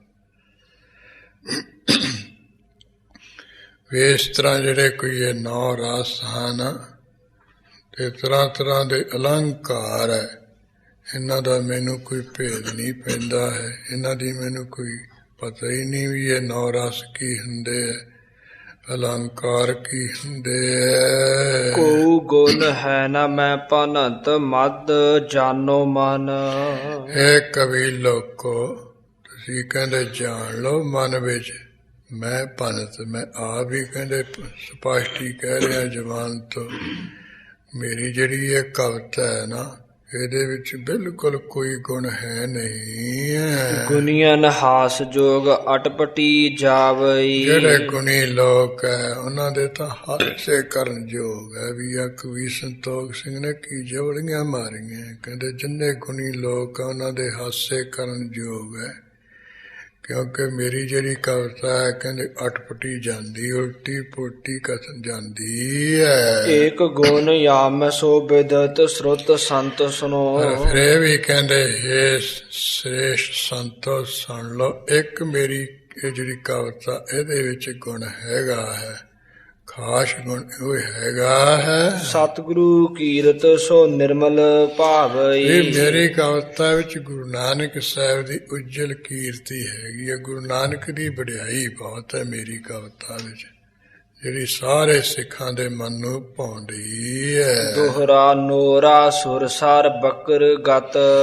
ਹਾਂ, ਕਵੀ ਕਹਿੰਦਾ ਹੈ, ਜਿਸ ਤਰ੍ਹਾਂ ਜਿਹੜੀ ਗੰਗਾ ਦਾ ਪ੍ਰਵਾਹ ਹੈ, ਭਾਵੇਂ ਉਹ ਕਿਸੇ ਤਰ੍ਹਾਂ ਕਿੰਨੇ ਟੇਢਾ ਬਿੰਗਾ ਟੇਢਾ ਚੱਲਦਾ ਹੋਵੇ, ਗੁਨੀ ਨ ਔਗੁਣ ਜਾਨ। ਪਰ ਜਿਹੜੇ ਗੁਣੀ ਲੋਕ ਹੈ, ਗੰਗਾ ਦੇ ਪ੍ਰਵਾਹ ਦੇ ਵਿੱਚ ਇਹ ਦੋਸ਼ ਔਗਣ ਨਹੀਂ ਜਾਣਦੇ ਹਨ। ਸਾਦਰ ਸੋ ਤੇ ਮਹਿ ਸਦਾ। ਗੁਣੀ ਲੋਕ ਜਿਹੜਾ ਗੰਗਾ ਦਾ ਉਜਲ ਜਲ ਹੈ, ਠੰਡਾ ਜਲ ਹੈ, ਉਸ ਨੂੰ ਬੜੇ ਸਤਿਕਾਰ ਨਾਲ ਗ੍ਰਹਿਣ ਕਰ ਲੈਂਦੇ। ਕਰ ਹੈ ਪਾਨ ਇਸ਼ਨਾਨ। ਤੇਰੀ ਨਿਵਰਤੀ ਲਈ ਪੀ ਵੀ ਲੈਂਦੇ ਹੈ। ਸਰੀਰ ਦੀ ਸਵਸਥ ਵਾਸਤੇ, ਨਿਰਮਲਤਾ ਵਾਸਤੇ ਉਹ ਜਿਹੜਾ ਪ੍ਰਵਾਹ ਟੇਢਾ ਚੱਲ ਰਿਹਾ ਹੈ ਗੰਗਾ, ਉਹਦੇ ਵਿੱਚ ਇਸ਼ਨਾਨ ਵੀ ਕਰ ਲੈਂਦੇ ਹੈ।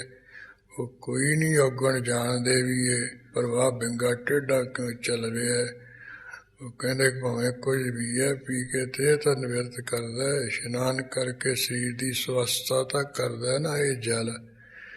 ਇਸ ਕਰਕੇ ਉਹ ਟੇਢਾ ਚੱਲਦਾ ਹੋਵੇ, ਕਿਵੇਂ ਮਰਜੀ ਪਾਣੀ ਚੱਲਦਾ ਹੋਵੇ, ਉਹਦੇ ਵਿੱਚੋਂ ਔਗਣ ਨਹੀਂ ਜਾਣਦੇ ਹਨ। ਸ੍ਰੀ ਬਾਲਾ ਸੰਦੁਰ ਵਾਚ ਚੌਪਈ ਕਹਿ ਬਾਲਾ ਸ੍ਰੀ ਅੰਗਦ ਸੁਣੀਏ। ਭਾਈ ਬਾਲਾ ਜੀ ਕਹਿਣ ਲੱਗੇ, ਹੇ ਸਤਿਗੁਰੂ ਅੰਗਦ ਸਾਹਿਬ ਮਹਾਰਾਜ ਜੀ ਸੁਣੀਏ। ਸ੍ਰੀ ਗੁਰ ਕਥਾ ਬਿਮਲ ਗੁਣ ਗੁਣੀਏ। ਜੋ ਗੁਰੂ ਨਾਨਕ ਸਾਹਿਬ ਦੀ ਕਥਾ ਹੈ ਬਹੁਤ ਉਜਲ ਹੈ ਤੇ ਗੁਣਾ ਵਾਲੀ ਹੈ, ਉਜਲ ਗੁਣਾ ਵਾਲੀ ਹੈ। ਗੁਣੀਏ ਕੀਏ ਵਿਚਾਰ ਲਈਏ। ਭਈ ਭੋਰ ਨਿਜ ਦਾਸ ਬੁਲਾਇਆ। ਜਦੋਂ ਸਵੇਰ ਹੋ ਗਈ ਸੀ, ਇੱਕ ਬਾਬਾ ਕਾਲੂ ਜੀ ਨੇ ਆਪਣੇ ਦਾਸ ਨੂੰ ਸੱਦਿਆ, ਬੁਲਾਇਆ। ਤਿਜ ਬਾਰ ਸਦਨ ਜਾਹ ਤੂੰ ਧਾਇਆ। ਉਸ ਵੇਲੇ ਦਾਸ ਨੂੰ ਕਹਿਣ ਲੱਗੇ ਵੀ ਜਿਹੜਾ ਬ੍ਰਾਹਮਣ ਹਰਦਿਆਲ ਦੇ ਘਰ ਦੇ ਵਿੱਚ ਤੂੰ ਦੌੜ ਕੇ ਚਲਾ ਜਾ।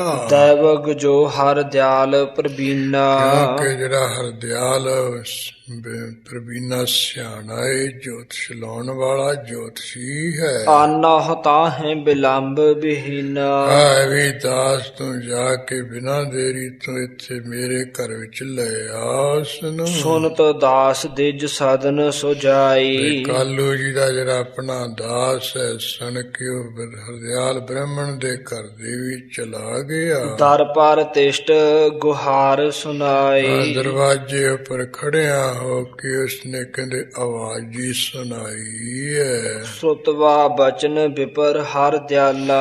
ਹਰਦਿਆਲ ਪੰਡਤ ਨੇ ਕਹਿੰਦੇ ਕੰਨਾਂ ਵਿੱਚ ਵੀ ਆਵਾਜ਼ ਆਈ, ਉਹ ਸੁਣ ਕੇ ਬਚਨ।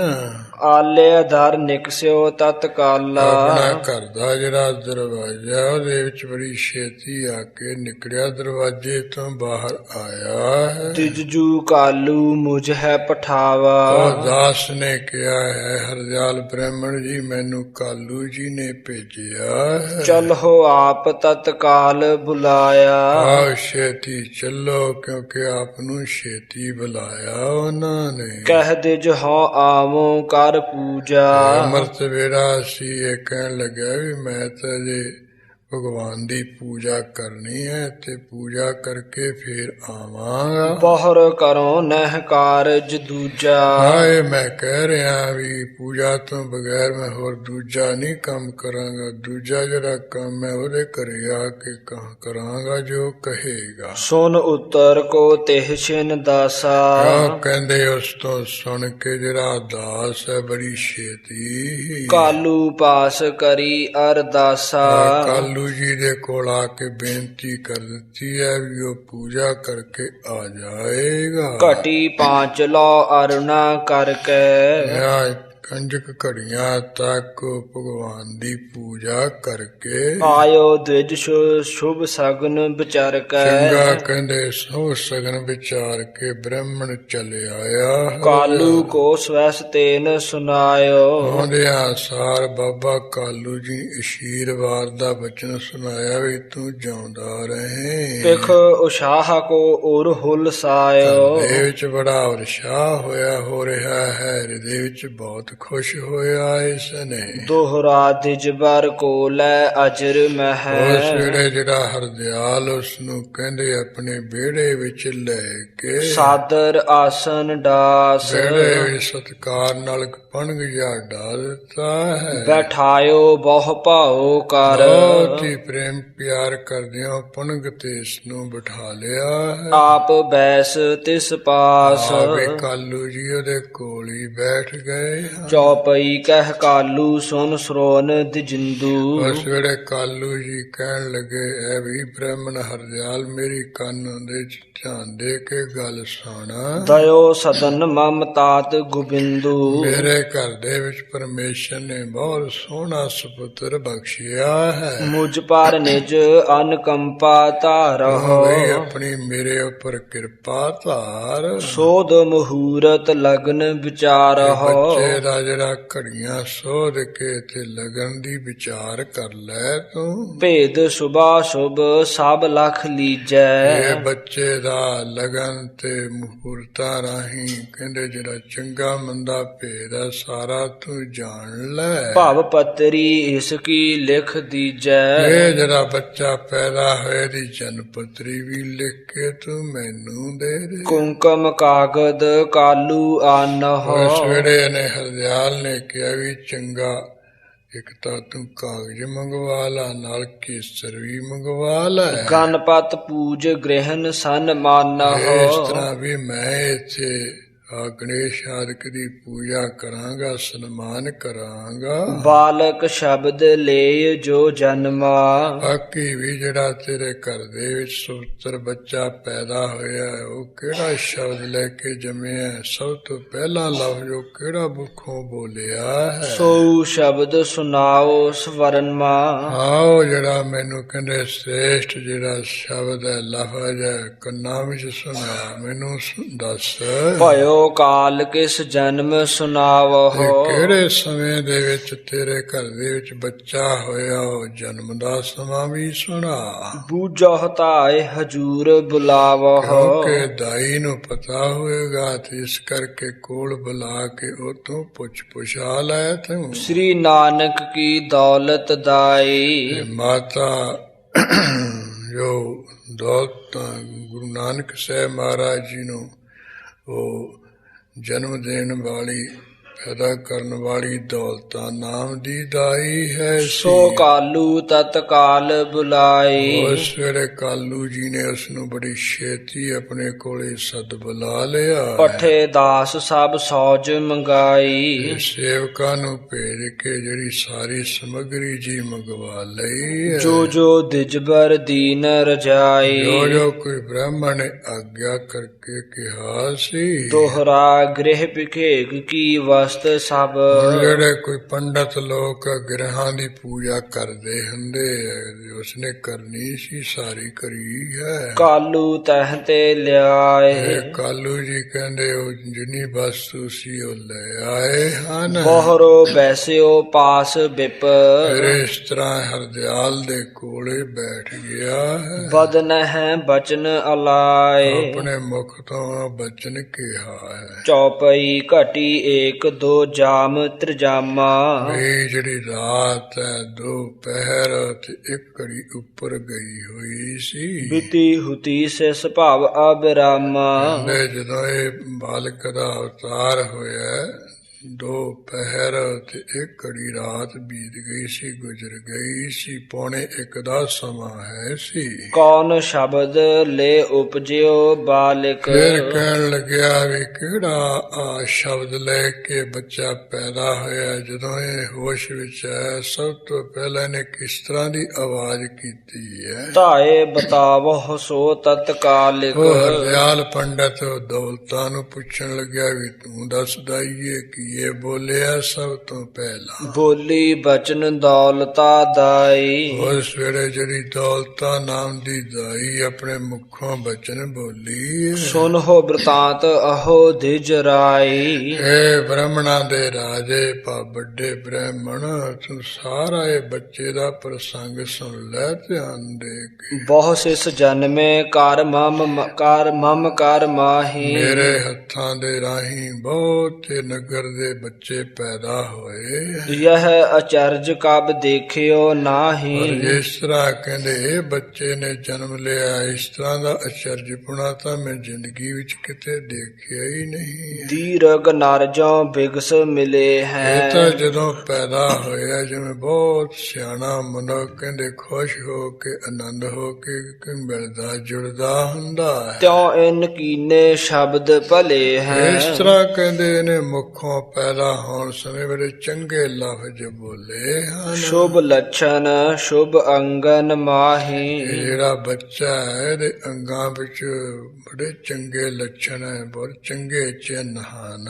आन नरन ज्यो नर एह नाही। ਇਹ ਵੀ ਬ੍ਰਾਹਮਣਾ ਜਿਵੇਂ ਹੋਰ ਮਨੁੱਖ ਪੈਦਾ ਹੁੰਦੇ ਉਹ ਹੋਰਨਾਂ ਮਨੁੱਖਾਂ ਵਰਗਾ ਇਹ ਮਨੁੱਖ ਬੱਚਾ ਹੈ ਨਹੀਂ। दोहरा सुन दिजबर सब बचन को।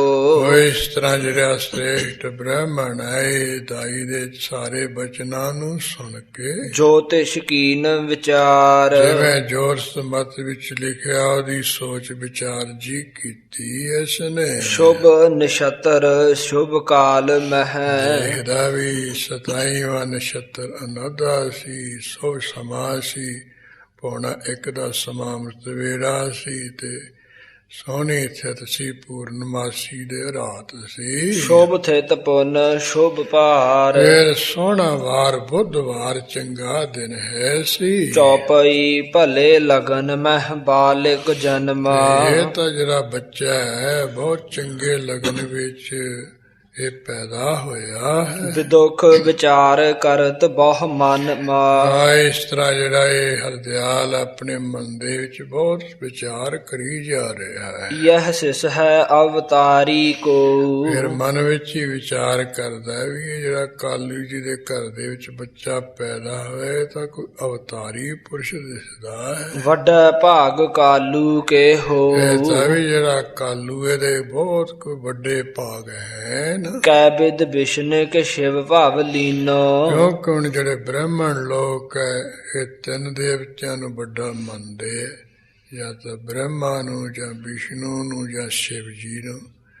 ਫਿਰ ਉਹ ਵਿਚਾਰ ਕਰਦਾ ਵੀ ਜਾਂ ਤਾਂ ਬ੍ਰਹਮਾ ਹੀ ਇਹਨਾਂ ਦੇ ਘਰ ਦੇ ਵਿੱਚ ਬੱਚਾ ਬਣ ਕੇ ਪੈਦਾ ਹੋ ਗਏ, ਜਾਂ ਮੈਂ ਵਿਸ਼ਨੂੰ ਨੇ ਅਵਤਾਰ ਧਾਰਨ ਕਰ ਲਿਆ, ਜਾਂ ਵੀ ਤੀਸਰਾ ਜਿਹੜਾ ਸ਼ਿਵ ਜੀ ਉਹਨੇ ਜਨਮ ਲੈ ਲਿਆ ਇਹਨਾਂ ਦੇ ਘਰੇ। जगत उदाहरण लक्षण चीनो। ਇਹ ਤਾਂ ਸੰਸਾਰ ਦਾ ਉਧਾਰ ਕਰੇਗਾ ਬੱਚਾ, ਇਹਦੇ ਸਾਰੇ ਲੱਛਣ ਚਿੰਨ੍ਹ ਜਾਣੇ ਜਾਂਦੇ ਆ। आत पतर इस शीस चुलारे। ਇਹ ਜਿਹੜਾ ਬੱਚਾ ਇਹਦੇ ਸਿਰ ਦੇ ਉੱਪਰ ਤਾਂ ਚੌਰ ਤੇ ਛਤਰ ਝੂਲਣਗੇ, पूर्वी निशा जन्म भयो बारे। ਕਿਉਂਕਿ ਪੁਰਬ ਦੀ ਰਾਤ ਨੂੰ, ਪੂਰਨਮਾਸੀ ਦੀ ਰਾਤ ਨੂੰ ਇਹਦਾ ਅਵਤਾਰ ਹੋਇਆ ਹੈ। चक्रवर्त होवह भाव माही। ਇਹ ਤਾਂ ਸੰਸਾਰ ਦੇ ਵਿੱਚ ਚੱਕਰਵਰਤੀ ਪਾਤਸ਼ਾਹ ਵਰਗਾ ਹੋ ਮਹਾਨ। कर है दिग्विजय संशय ਤੇ नाही। ਸਾਰੇ ਸੰਸਾਰ ਨੂੰ ਇਹ ਜਿੱਤ ਲਏਗਾ, ਫਤਿਹ ਪਾ ਲਏਗਾ, ਇਸ ਗੱਲ ਵਿੱਚ ਕੋਈ ਸੰਸਾ ਹੈ ਨਹੀਂ। दर्शन की ओर लालस कीनी। ਇਸ ਤਰ੍ਹਾਂ ਵਿਚਾਰ ਕੇ ਵੀ ਇਸ ਬੱਚੇ ਦੇ ਮੈਂ ਦਰਸ਼ਨ ਕਰ ਲਵਾਂ, ਇਸ ਤਰ੍ਹਾਂ ਦੀ ਇਹਨੇ ਚਾਹਨਾ ਕੀਤੀ ਹੈ।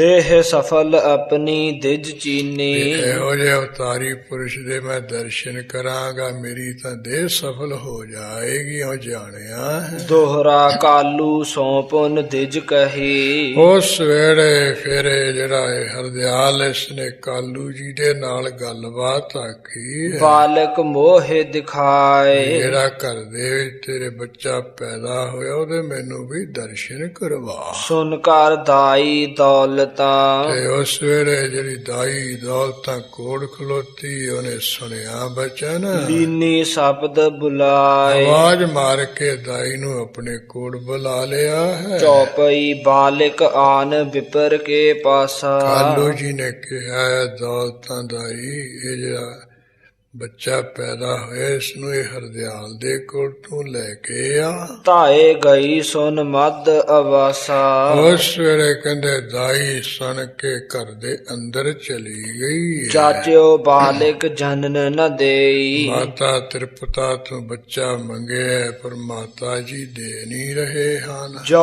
किरपन धन प्रीत रखे। ਇਸ ਤਰ੍ਹਾਂ ਕਹਿੰਦੇ ਸੋ ਮਨੁੱਖ ਆਪਣੇ ਧਨ ਦੇ ਵਿੱਚ ਪ੍ਰੀਤੀ ਰੱਖਦਾ, ਉਹ ਕਿਸੇ ਨੂੰ ਦਿੰਦਾ ਹੁੰਦਾ ਨਹੀਂ ਨਾ ਹੁੰਦਾ ਹੈ। ਕਹੈ ਸਰਦ ਰੁੱਤ ਸਰਦੀ ਲਾਗੈ ਦਾਈ ਹੈ। ਨੂੰ ਕਹਿ ਰਹੀ ਹੈ ਵੀ ਇਹ ਸਰਦ ਰੁੱਤ ਹੈ, ਕੱਤੇ ਦੀ ਮਹੀਨੇ ਠੰਡੀ ਜੀ ਰੁੱਤ ਹੈ, ਇਹਨਾਂ ਨੂੰ ਕਿਤੇ ਠੰਡ ਨਾ ਲੱਗ ਜਾਏ। ਮ੍ਰਿਦੁਲ ਬਾਲ ਬਾਹਰ ਕਸ ਮੰਗੈ ਹਾਂ, ਹੈ। ਬੱਚੇ ਦਾ ਸਰੀਰ ਬੜਾ ਕੋਮਲ ਹੈ ਤੇ ਇਸ ਤਰ੍ਹਾਂ ਬਾਹਰ ਕਿਵੇਂ ਮੰਗਿਆ ਜਾ ਰਿਹਾ ਵੀ ਬਾਹਰ ਲੈ ਕੇ ਆਓ ਇਸ ਨੂੰ। ਬਹੁਰ ਬਦੂਖੈ ਬਾਰੰਬਾਰਾ। ਉਸ ਵੇਲੇ ਦਾਈ ਨੇ ਕਿਹਾ ਵੀ ਮਾਤਾ ਤਾਂ ਬੱਚੇ ਨੂੰ ਦੇ ਨਹੀਂ ਹੈ ਤੇ ਜਿਹੜਾ ਹਰਦਿਆਲ ਉਹ ਬਾਰ-ਬਾਰ ਕਹਿੰਦਾ ਵੀ ਇੱਕ ਵਾਰੀ ਤਾਂ ਦਰਸ਼ਨ ਕਰਵਾਓ ਹੀ ਮੈਨੂੰ ਜ਼ਰੂਰੀ। ਜਾਚਿਓ ਦਇਓ ਤਾਤ ਅਤ ਪਿਆਰਾ। ਹਾਂ, ਜਿਹੜਾ ਬਹੁਤ ਪਿਆਰਾ ਬੱਚਾ ਮਾਂ ਨੂੰ ਕਿਹੜੀ ਬਾਰ-ਬਾਰ ਮੰਗਿਆ ਦੇ ਦਿੱਤਾ ਗਿਆ ਹੈ। ਲੈ ਕਰ ਦੌਲਤ ਬਾਹਰ ਆਈ। ਦੌਲਤਾਂ ਦਾਈ ਇਸ ਤਰ੍ਹਾਂ ਗੁਰੂ ਨਾਨਕ ਸਾਹਿਬ ਬਾਲਕ ਰੂਪ ਨੂੰ ਲੈ ਕੇ ਬਾਹਰ ਆ ਗਏ। ਆਨਨ ਅਰਨ ਜਾਤ ਸੁਹਾਈ। ਇਸ ਤਰ੍ਹਾਂ ਜਿਹੜੇ ਆਨਨ ਆਰਨ ਜਾਤ ਸੁਹਾਈ। ਜਿਹੜਾ ਚਿਹਰਾ ਹੈ ਕਹਿੰਦੇ ਬੜਾ ਲਾਲ ਰੰਗ ਦਾ ਹੈ ਤੇ ਇਸ ਤਰ੍ਹਾਂ ਕਬਲ ਵਾਂਗੂ ਸੋਭਨੀਕ ਹੋ ਰਿਹਾ ਹੈ। ਜਾਂ ਅਰਨ ਆਨਨ ਆਰਨ ਜਾਤ ਸੁਹਾਈ। ਆਨੰਦ ਮੁਖ ਦਾ ਚਿਹਰਾ ਹੈ ਜਿਵੇਂ ਕਵਲ ਹੁੰਦਾ, ਇਸ ਤਰ੍ਹਾਂ ਕਹਿੰਦੇ ਸੋਭਨੀਕ ਹੋ ਰਿਹਾ ਹੈ। ਲਗ ਤਨ ਜੋਤ ਵਿਸਾਲ ਬਿਰਾਜੈ ਹੈ। ਹਾਂ, ਛੋਟਾ ਜਿਹਾ ਇਸ ਤਰ੍ਹਾਂ ਸਰੀਰ ਹੈ ਤੇ ਬੜੀ ਜੋਤ ਕਹਿੰਦੇ ਵਿਰਾਜ ਰਹੀ ਹੈ।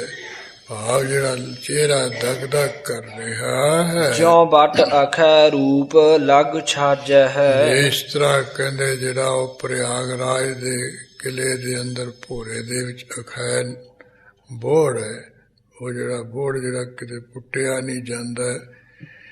ਇਸ ਤਰ੍ਹਾਂ ਪ੍ਰਯਾਗਰਾਜ ਜਿਹੜੀ ਤ੍ਰਿਵੇਣੀ ਹੈ ਉਹਦੇ ਕਿਲੇ ਦੇ ਅੰਦਰ ਹੈ, ਭੋਰੇ ਦੇ ਹੇਠਾਂ ਉਹ ਛੋਟਾ ਜਿਹਾ ਹੈ।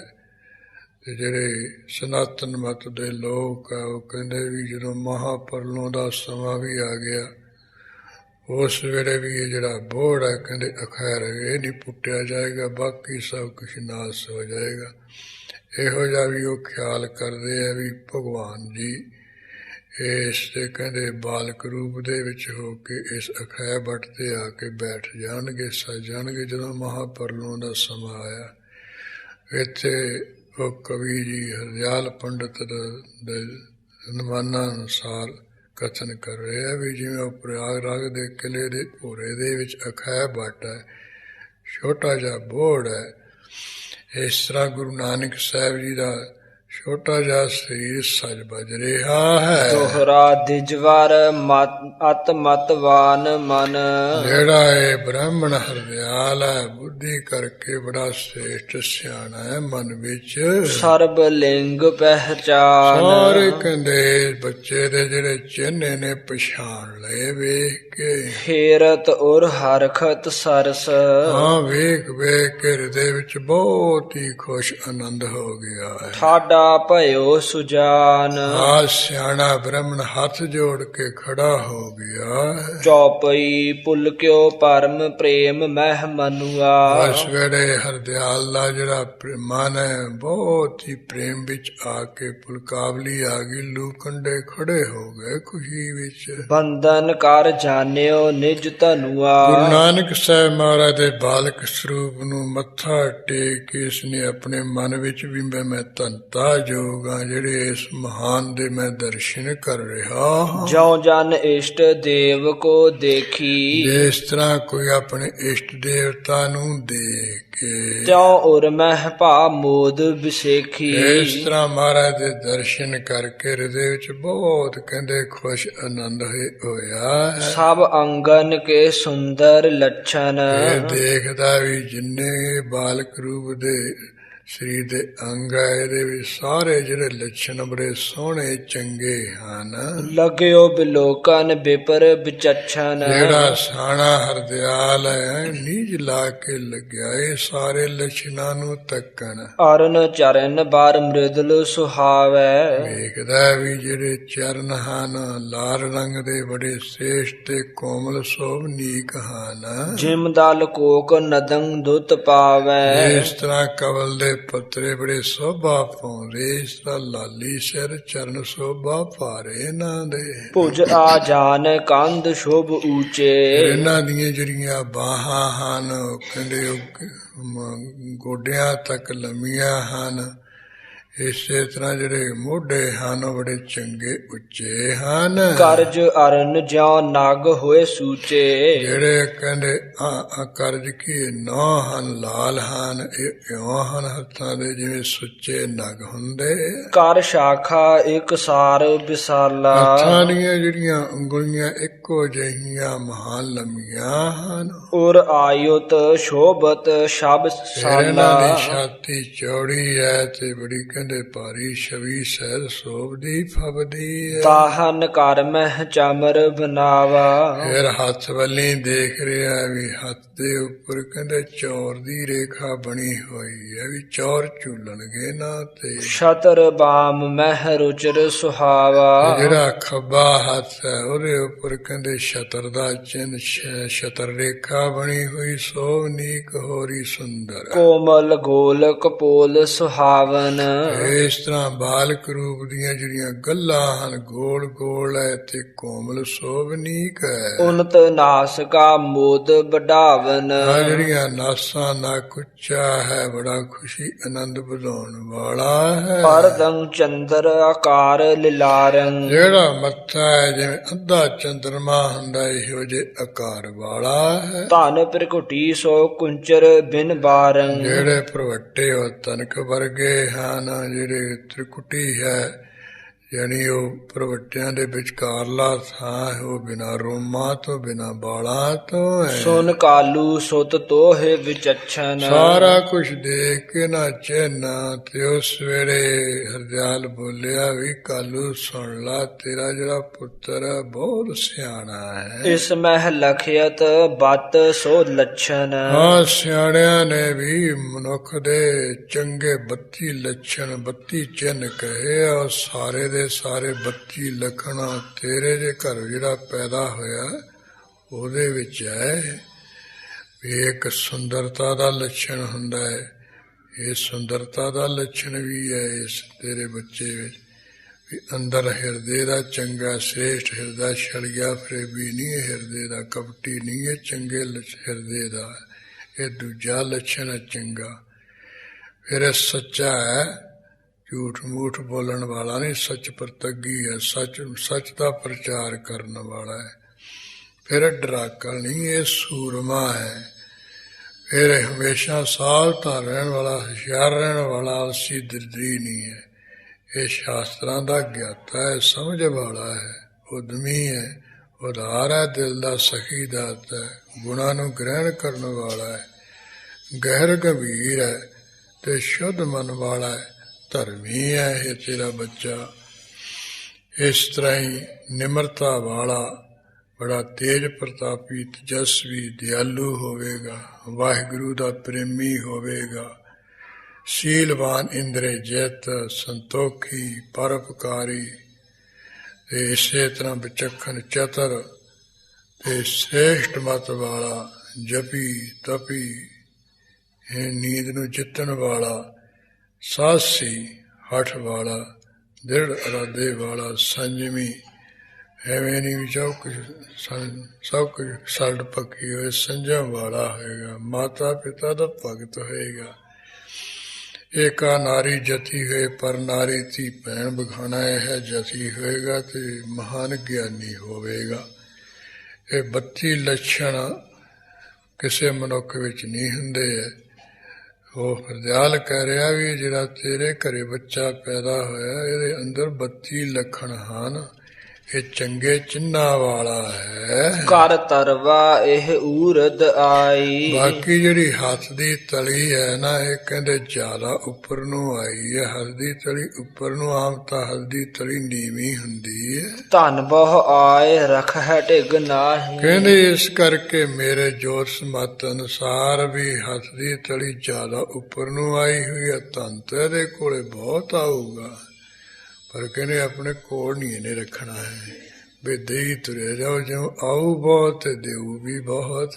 ਪੜਿਓ ਸਮੁੰਦਰ ਇੱਕ ਮੈਂ ਬਹੁ ਸੋਧਾ। ਬਾਕੀ ਇੱਕ ਸਮੁੰਦਰੀ ਸ਼ਾਸਤਰ ਹੈ, ਮੈਂ ਉਹਨੂੰ ਕਹਿੰਦੇ ਚੰਗੀ ਤਰ੍ਹਾਂ ਸੋਧ ਕੇ ਪੜਿਆ ਹੈ ਤੇ ਵਿਚਾਰਿਆ ਹੋਇਆ। ਉਹ ਹਸਤ ਰੇਖਾ ਦਾ ਗਿਆਨ ਉਹਦੇ ਵਿੱਚ ਹੈ ਸਾਰਾ ਕੁਛ। ਸ਼ੁਭ ਗੁਣ ਇਸ ਮਹਿ ਕਹਿ ਪ੍ਰੋਧਾ। ਕਹਿੰਦੇ ਉਹ ਸਮੁੰਦਰੀ ਸ਼ਾਸਤਰ ਨੂੰ ਮੈਂ ਸੋਧ ਕੇ ਚੰਗੀ ਤਰ੍ਹਾਂ ਪੜਿਆ ਹੈ ਤੇ ਉਸ ਅਨੁਸਾਰ ਮੈਂ ਕਹਿੰਦੇ ਦੱਸ ਰਿਹਾ ਵੀ ਸਾਰੇ ਜਿਹੜੇ ਚੰਗੇ ਗੁਣ ਹੁੰਦੇ ਆ ਉਹ ਸਾਰੇ ਤੇਰੇ ਪੁੱਤਰ ਦੇ ਵਿੱਚ ਹੈਗੇ ਹੈ। ਮਹਿਮਾ ਅਮਿਤ ਮਨ ਹੈ ਮਹਿਮਾਨੀ। ਇਸ ਤਰ੍ਹਾਂ ਕਹਿੰਦੇ ਹਰਦਿਆਲ ਨੇ ਪਹਿਲੇ ਦਿਨ ਦਰਸ਼ਨ ਕਰਕੇ ਆਪਣੇ ਮਨ ਦੇ ਵਿੱਚ ਵੀ ਇਹਦੀ ਬੇਅੰਤ ਮਹਿਮਾ ਹੋਊਗੀ, ਉਹ ਮਨ ਵਿੱਚ ਮੰਨਿਆ, ਬਸ ਸਮਝਿਆ ਹੈ ਅਵਤਾਰ ਸਤ ਚਿਤ ਜਾਨੀ। ਚਿੱਤ ਵਿੱਚ ਕਹਿੰਦੇ ਆ ਚੰਗੀ ਤਰ੍ਹਾਂ ਸਤ ਕਰਕੇ ਜਾਣ ਲਿਆ ਵੀ ਇਹ ਜਿਹੜਾ ਬੱਚਾ ਇਹ ਤਾਂ ਕੋਈ ਅਵਤਾਰ ਹੈ, ਇਹ ਤਾਂ ਕੋਈ ਚੱਕਰਵਰਤੀ ਪਾਤਸ਼ਾਹ ਹੋਵੇਗਾ। ਤਿਜ ਦਰਸਾਏ ਧਾਏ ਢਿਗ ਮਾਤਾ। ਇਸ ਤਰ੍ਹਾਂ ਇਹ ਹਰਦਿਆਲ ਨੂੰ ਦਰਸ਼ਨ ਕਰਾਏ ਆ। ਫਿਰ ਜਿਹੜੀ ਇਹ ਦਾਈ ਹੈ ਮਾਤਾ ਤ੍ਰਿਪਤਾ ਦੇ ਕੋਲ ਲੈ ਗਏ ਆ। ਦੀਨੋ ਜਾਇਸ ਸੁੰਦਰ ਤਾਤਾ। ਸੋਹਣਾ ਜਿਹੜਾ ਸੁਪੁੱਤਰ ਹੈ ਜਾ ਕੇ ਮਾਤਾ ਨੂੰ ਦੇ ਦਿੱਤਾ ਹੈ। ਨੰਦੀ ਮੁਖਮ ਸਰਾਧ ਕਰਵਾਇਓ। ਇਸ ਤਰ੍ਹਾਂ ਜਿਵੇਂ ਉਹ ਹਿੰਦੂਆਂ ਦੇ ਘਰ ਦੀ ਵਿੱਚ ਰੀਤੀ ਹੁੰਦੀ ਹੈ, ਜਦੋਂ ਨਾੜੂਆ ਜਾਂ ਕੱਟਿਆ ਜਾਂਦਾ ਉਦੋਂ ਕੋਈ ਭੋਜਨ ਬਣਾ ਕੇ ਛਕਾਇਆ ਜਾਂਦਾ, ਉਹਨੂੰ ਨੰਦੀ ਸਰਾਧ ਕਿਹਾ ਜਾਂਦਾ ਹੈ। ਵੇਦਨ ਵਿਦ ਜਾਉ ਬਿਪਰ ਬਤਾਇਓ। ਇਹ ਕਹਿੰਦੇ ਬ੍ਰਾਹਮਣ ਨੇ ਵੇਦਾਂ ਦੇ ਵਿੱਚ ਲਿਖੀ ਵਿਧੀ ਲਿਖੀ ਉਸ ਅਨੁਸਾਰ ਕਰਾਇਆ ਗਿਆ। ਗੁਰੂ ਨਾਨਕ ਸਾਹਿਬ ਜੀ ਨੇ ਜਿਸ ਵੇਲੇ ਆਪ ਵੱਡੇ ਹੋਇਆ ਉਸ ਵੇਲੇ ਜੇ ਕੋਈ ਘਰ ਕਰਾ ਰਿਹਾ ਸੀ ਪਿਓ ਵੀ ਉਦੋਂ ਰੋਕ ਦਿੱਤਾ ਸੀ। ਇੱਕ ਵਾਰੀ ਪਿਤਾ ਜੀ ਸਰਾਧ ਕਰੀ ਜਾ ਰਹੇ ਸੀ ਘਰੇ ਤੇ ਗੁਰੂ ਮਹਾਰਾਜ ਬਾਹਰੋਂ ਜਦੋਂ ਆਏ ਤੇ ਦੇਖਿਆ ਬਹੁਤ ਇਕੱਠ ਜਿਹਾ ਹੋਇਆ ਹੈ। ਮਹਾਰਾਜ ਕਹਿਣ ਲੱਗੇ ਪਿਤਾ ਜੀ ਕਿਸ ਪਾਸੇ ਪਰਿਵਰਤਨ ਹੋਏ? ਕਹਿੰਦੇ ਅੱਜ ਦੇ ਦਿਨ ਤੁਹਾਡੇ ਪਿਤਾ ਜੀ ਮੇਰੇ ਪਿਤਾ ਸ਼ਿਵ ਰਾਮ ਜੀ ਚੜ੍ਹਾਈ ਕਰ ਗਏ ਸੀ, ਮਾਤਾ ਤੇ ਜਿਹੜੀ ਤਨਾਰਸੀ ਹੈ ਉਹ ਚੜ੍ਹਾਈ ਕਰ ਗਏ, ਉਹਨਾਂ ਦੇ ਦਿਨ ਦਾ ਸਰਾਧ ਜਾਣ ਕੇ ਮੈਂ ਪ੍ਰਸ਼ਾਦਾ ਛਕਾ ਰਿਹਾ ਹਾਂ। ਗੁਰੂ ਮਹਾਰਾਜ ਕਹਿਣ ਲੱਗੇ ਵੀ ਮੇਰੇ ਤੋਂ ਜਿਹੜੇ ਪਿਤਰ ਹੈ ਦਾਦੇ ਪੜਦਾਦੇ ਇਸ ਥਾਂ ਤੇ ਪਹੁੰਚ ਗਏ, ਉਹਨਾਂ ਨੂੰ ਤਾਂ ਤੇਰੇ ਖੀਰ ਕੜਾਹ ਦੀ ਲੋੜ ਨਹੀਂ ਰੱਖਦੇ, ਤੇ ਇਸ ਕਰਕੇ ਆ ਜਿਹੜਾ ਤੂੰ ਕਰ ਲਿਆ ਅੱਗੇ ਵਾਸਤੇ ਨਹੀਂ ਇਹ ਕੁਝ ਕਰਨਾ ਤੈਨੇ। ਕਹਿਣ ਲੱਗਾ ਜੀ ਦੇਖੇ ਬਿਨਾਂ ਤਾਂ ਨਹੀਂ ਮੈਂ ਹਟਦਾ, ਜਾਂ ਮੈਨੂੰ ਦਿਖਾਓ ਵੀ ਉਹਨਾਂ ਨੂੰ ਲੋੜ ਨਹੀਂ ਹੈ। ਤੇ ਮਹਾਰਾਜ ਕਹਿੰਦੇ ਚੰਗਾ ਫਿਰ ਅੱਖਾਂ ਮੀਚ। ਜਦੋਂ ਅੱਖਾਂ ਮੀਚੀਆਂ ਤੇ ਉਹ ਬਸ ਜਿਵੇਂ ਕੋਈ ਸੁਪਨਾ ਜਿਹਾ ਆਉਂਦਾ ਇਸ ਤਰ੍ਹਾਂ ਸ਼ੁਰੂ ਹੋਇਆ ਹੈ। ਤੇ ਉਸ ਵੇਲੇ ਨੇ ਦਰਸ਼ਨ ਕੀਤੇ। ਜਦੋਂ ਇਹਨਾਂ ਨੇ ਦੇਖਿਆ ਕਾਲੂ ਨੂੰ ਹੱਥ ਜੋੜ ਕੇ ਖੜਿਆ ਹੋ ਗਏ ਵੀ ਧੰਨ ਹੈ ਤੂੰ ਵੀ ਜਪ ਤਪ ਕੀਤੇ, ਜਪ ਤਪ ਦਾ ਸਦਕਾ ਤੇਰੇ ਘਰੇ ਪਰਮੇਸ਼ਰ ਆਪ ਪੈਦਾ ਹੋਇਆ, ਤੂੰ ਤਾਂ ਆਪ ਉਧਰਨਾ ਹੈ ਵੀ ਤੂੰ ਤਾਂ ਸਾਡੇ ਵਰਗਿਆਂ ਦਾ ਵੀ ਉਧਾਰ ਕਰ ਦਿੱਤਾ ਹੈ, ਤੇਰੇ ਵਰਗਾ ਕੌਣ ਹੈ? ਉਹ ਵੀ ਕਾਲੂ ਤੂੰ ਗੁਰੂ ਨਾਨਕ ਨੂੰ ਆਪਣਾ ਪੁੱਤਰ ਕਰਕੇ ਨਾ ਜਾਣੀ ਉਹ ਤਾਂ ਪਰਮੇਸ਼ਰ ਆ ਗਿਆ, ਉਹਨੇ ਸਾਰੀਆਂ ਕੁਲਾਂ ਦਾ ਉਧਾਰ ਕਰ ਦਿੱਤਾ ਹੈ। ਇਸ ਤਰ੍ਹਾਂ ਉਹ ਜਗ੍ਹਾ ਜੁਗਾ ਜੀ ਦੇਖ ਕੇ ਸਹੂਲਤਾਂ ਦੇਖ ਕੇ ਤੇ ਫਿਰ ਪੁੱਛ ਪੜਤਾਲ ਕਰਨ ਲੱਗਿਆ ਵੀ ਤੁਸੀਂ ਕਦੋਂ ਕਦੇ ਇੱਥੇ ਆਏ ਹੋ, ਕਦੋਂ ਕਦੇ ਰਹਿ ਰਹੇ ਹੋ? ਕਹਿੰਦੇ ਜਦੋਂ ਤੇ ਤੇਰੇ ਘਰੇ ਗੁਰੂ ਨਾਨਕ ਨੇ ਅਵਤਾਰ ਲਿਆ ਉਦੋਂ ਤੋਂ ਲੈ ਕੇ ਅਸੀਂ ਇਸ ਜਗ੍ਹਾ ਵਿੱਚ ਰਹਿ ਰਹੇ, ਮੌਜਾਂ ਲੁੱਟ ਰਹੇ। ਫਿਰ ਇਹਦਾ ਅੰਦਰਲਾ ਜੀਜਾ ਕਰੇ ਕਾਲੂ ਦਾ ਵੀ ਮੈਂ ਵੀ ਇੱਥੇ ਰਹਿ ਪਾ। ਮਹਾਰਾਜ ਨੇ ਉਹ ਸਾਰਾ ਕੁਝ ਦਿਖਾ ਕੇ ਤੇ ਹਿਲਾਇਆ ਚਲਾਇਆ ਤੇ ਉੱਠ ਕੇ ਚਰਨੀ ਪੈ ਗਿਆ। ਕਹਿੰਦਾ ਮਹਾਰਾਜ ਸਾਰਾ ਕੁਝ ਦੇਖ ਲਿਆ। ਕਹਿੰਦੇ ਵੀ ਤੁਸੀਂ ਸੱਚ ਕਹਿੰਦੇ ਵੀ ਉੱਥੇ ਨਹੀਂ ਹੈ ਉਹਨਾਂ ਨੇ ਕੋਈ ਭੁੱਖ ਤੇ, ਉਹ ਤਾਂ ਜਗ੍ਹਾ ਹੀ ਬਹੁਤ ਵਧੀਆ ਹੈ। ਤੇ ਮਹਾਰਾਜ ਹੁਣ ਮੇਰੀ ਤਾਂ ਬੇਨਤੀ ਇਹੀ ਹੈ ਵੀ ਮੈਨੂੰ ਉੱਥੇ ਛੇਤੀ ਪਹੁੰਚਾਓ। ਮਹਾਰਾਜ ਕਹਿੰਦੇ ਕੋਈ ਨਾ ਥੋੜਾ ਸਮਾਂ ਰਹਿੰਦਾ ਹੈ, ਬਸ ਤੂੰ ਉੱਥੇ ਹੀ ਪੁੱਜ ਜਾਣਾ, ਕਿਧਰੇ ਨਹੀਂ ਜਾਣਾ ਹੈ। ਇਸ ਤਰ੍ਹਾਂ ਮਹਾਰਾਜ ਨੇ ਤਾਂ ਇਹ ਸਾਰਾ ਕੁਝ ਪ੍ਰਥਾ ਆਪਣੇ ਹੁੰਦਿਆਂ ਪਿਓ ਦੇ ਰਾਹੀਂ ਵੀ ਬੰਦ ਕਰਵਾ ਦਿੱਤੀ ਸੀ। ਪਰ ਕਈ ਜਿਹੜੇ ਲੋਕ ਅਜੇ ਵੀ ਐਸਾ ਉਹ ਕਹਿੰਦੇ ਨੇ ਵੀ ਇਹ ਨਹੀਂ, ਇਹ ਕਰੇ ਤੋਂ ਬਿਨਾਂ ਤਾਂ ਸਰਦਾ ਨਹੀਂ ਹੈ। ਪਰ ਇਹ ਉਂਝ ਠੀਕ ਹੈ ਵੀ ਕਿਸੇ ਬਜ਼ੁਰਗ ਦੇ ਨਿਮਿਤ ਕੋਈ ਦਾਨ ਪੁੰਨ ਕਰ ਦੇਣਾ, ਕੋਈ ਪਾਠ ਪੂਜਾ ਕਰਾ ਦੇਣੀ, ਕੋਈ ਮਾੜੀ ਨਹੀਂ ਹੈ। ਪਰ ਜਿਹੜਾ ਵਹਿਮ ਭੁਲੇਖੇ ਵਿੱਚ ਆ ਕੇ ਭਰਮ ਵਿੱਚ ਪੈ ਕੇ ਕਰਨਾ ਵੀ ਕੁੱਤਿਆਂ ਨੂੰ ਪਾਓ ਖੀਰ ਜਾਂ ਉੱਤੇ ਕਾਵਾਂ ਨੂੰ ਸੁੱਟੋ ਕੰਧ ਬਨੇਰੇ ਤੇ ਵੀ ਫੇਰ ਉਹ ਛੈਂਡ ਸਾਡੇ ਬਜ਼ੁਰਗ ਖਾ ਕੇ ਖੀਰ ਰਜਣਗੇ। ਇਹ ਤਾਂ ਫਿਰ ਕਬੀਰ ਸਾਹਿਬ ਜੀ ਨੇ ਚੰਗੀ ਲੰਮੀ ਹੱਥੀਂ ਇਹੋ ਜਿਹੇ ਲੋਕਾਂ ਨੂੰ ਲਿਆ। ਜੀਵਤ ਪਿਤਰ ਨਾ ਮਾਨੈ ਕੋ ਮੂਹੇ ਸਰਾਧ ਕੀ ਰਾਹੀ, ਪਿਤਰ ਵੀ ਬਹੁਤ ਪਾਵੈ ਕਾਹੀ ਕੂਆ ਕੂਕਰ ਖਾਈ। ਕਹਿੰਦੇ ਜਿਉਂਦਿਆਂ ਬਜ਼ੁਰਗਾਂ ਨੂੰ ਤਾਂ ਕੋਈ ਪਾਣੀ ਨਹੀਂ ਦਿੰਦਾ, ਕੁੜੀ ਵਾਲੇ ਇਕੱਠੇ ਸਿੱਟ ਛੱਡਦੇ ਆ, ਮਿਰਚਾਂ ਨਾ ਦਿੰਦੇ ਆ, ਕੁੱਟਦੇ ਮਾਰਦੇ ਆ, ਗਾਲਾਂ ਕੱਢਦੇ ਆ। ਜਦੋਂ ਮਰ ਜੇ ਫਿਰ ਕਹਿੰਦੇ ਖੀਰਾਂ ਕੜਾ ਕਰਾਉਂਦੇ ਫਿਰਦੇ, ਸਰਾਧ ਕਰਦੇ ਫਿਰਦੇ। ਕਹਿੰਦੇ ਉਹ ਭਲੇ ਮਾਨਸੋ, ਕਹਿੰਦੇ ਜਿਉਂਦੇ ਨੂੰ ਖਾਇਆ ਮਰਿਆ ਕਿਵੇਂ ਖਾਊਗਾ ਉਹ, ਗੋਦੋਂ ਤਾਂ ਪੁੱਛਿਆ ਨਹੀਂ। ਕਹਿੰਦੇ ਫਿਰ ਕੌਣ ਖਾਣਗੇ ਮਹਾਰਾਜ ਖੀਰ ਜੀ? ਕਹਿੰਦੇ ਕੂਆ ਕੂਕਰ ਖਾਈ, ਕਾਂ ਕੁੱਤੇ ਖਾ ਜਾਣਗੇ। ਇਸ ਕਰਕੇ ਇਹ ਤਾਂ ਜਿਉਂਦੇ ਨੂੰ ਸਤਿਕਾਰ ਦਈਏ, ਜਿਉਂਦੇ ਨੂੰ ਸਭ ਕੁਝ ਸਿਖਾਈਏ। ਚਲੋ ਫਿਰ ਜੇ ਬਾਅਦ ਵਿੱਚ ਉਹਦੇ ਨਾਂ ਦਾ ਦਾਨ ਪੁੰਨ ਕਰਨਾ ਕਰ ਲਈਏ, ਪਰ ਵਹਿਮ ਵਿੱਚ ਨਾ ਵੀ ਕਾਂ ਕੁੱਤਿਆਂ ਨੂੰ ਪਾਈਏ ਖਵਾਈਏ ਫੇਰ ਹੀ ਉਹ ਰੱਜਣਗੇ। ਅੱਜ ਕੱਲ ਐਸਾ ਵਹਿਮ ਭੁਲੇਖਾ ਚੱਲ ਰਿਹਾ ਹੈ। ਕਾਲੂ ਕਹੈ ਨਾਮ ਸਿਸ ਰਾਖੋ। ਕਾਲੂ ਜੀ ਕਹਿਣ ਲੱਗੇ ਐ ਹਰਦਿਆਲ ਜੀ ਇਹ ਬੱਚੇ ਦਾ ਐ ਚੰਗੀ ਸੋਹਣਾ ਨਾਂ ਰੱਖੋ। ਬਰਨ ਸੋਧ ਸ਼ੁੱਧ ਮੁਝ ਸੋ ਭਾਖੋ। ਚੰਗੇ ਅੱਖਰਾਂ ਦੀ ਸੋਧ ਵਿਚਾਰ ਕਰਕੇ ਸ਼ੁੱਧ ਨਾਮ ਫਿਰ ਮੈਨੂੰ ਦੱਸੋ। ਸੁਨ ਕਾਲੂ ਇਸ ਨਾਮ ਅਪਾਰਾ।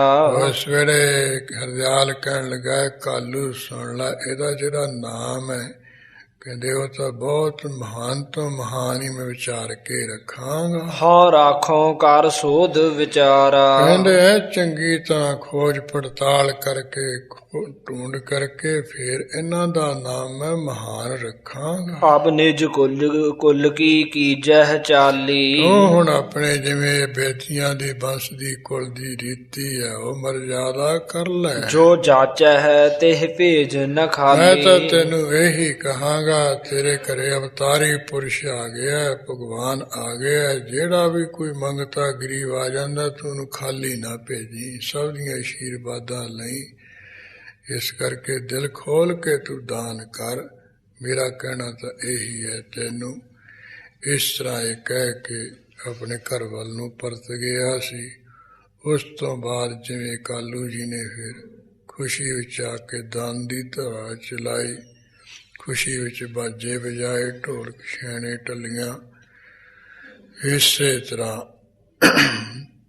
ਜਿਹੜੀਆਂ ਮਾਈਆਂ ਬੀਬੀਆਂ ਘਰ ਦੇ ਵਿੱਚ ਆ ਕੇ ਖੁਸ਼ੀ ਦੇ ਜਿਵੇਂ ਗੀਤ ਗਾਏ, ਉਹਨਾਂ ਨੇ ਵਧਾਈਆਂ ਦਿੱਤੀਆਂ।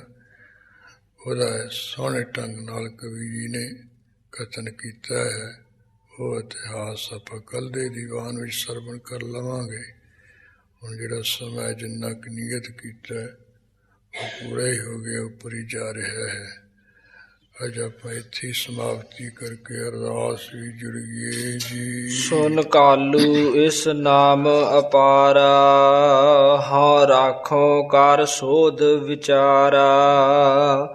ਅਬ ਨਿਜ ਕੁਲ ਕੀ ਕੀਜੈ ਚਾਲੀ। ਜੋ ਜਾਚੈ ਹੈ ਤਿਹ ਭੇਜ ਨ ਖਾਲੀ। ਵਾਹਿਗੁਰੂ ਜੀ ਕਾ ਖਾਲਸਾ, ਵਾਹਿਗੁਰੂ ਜੀ ਕੀ ਫਤਿਹ।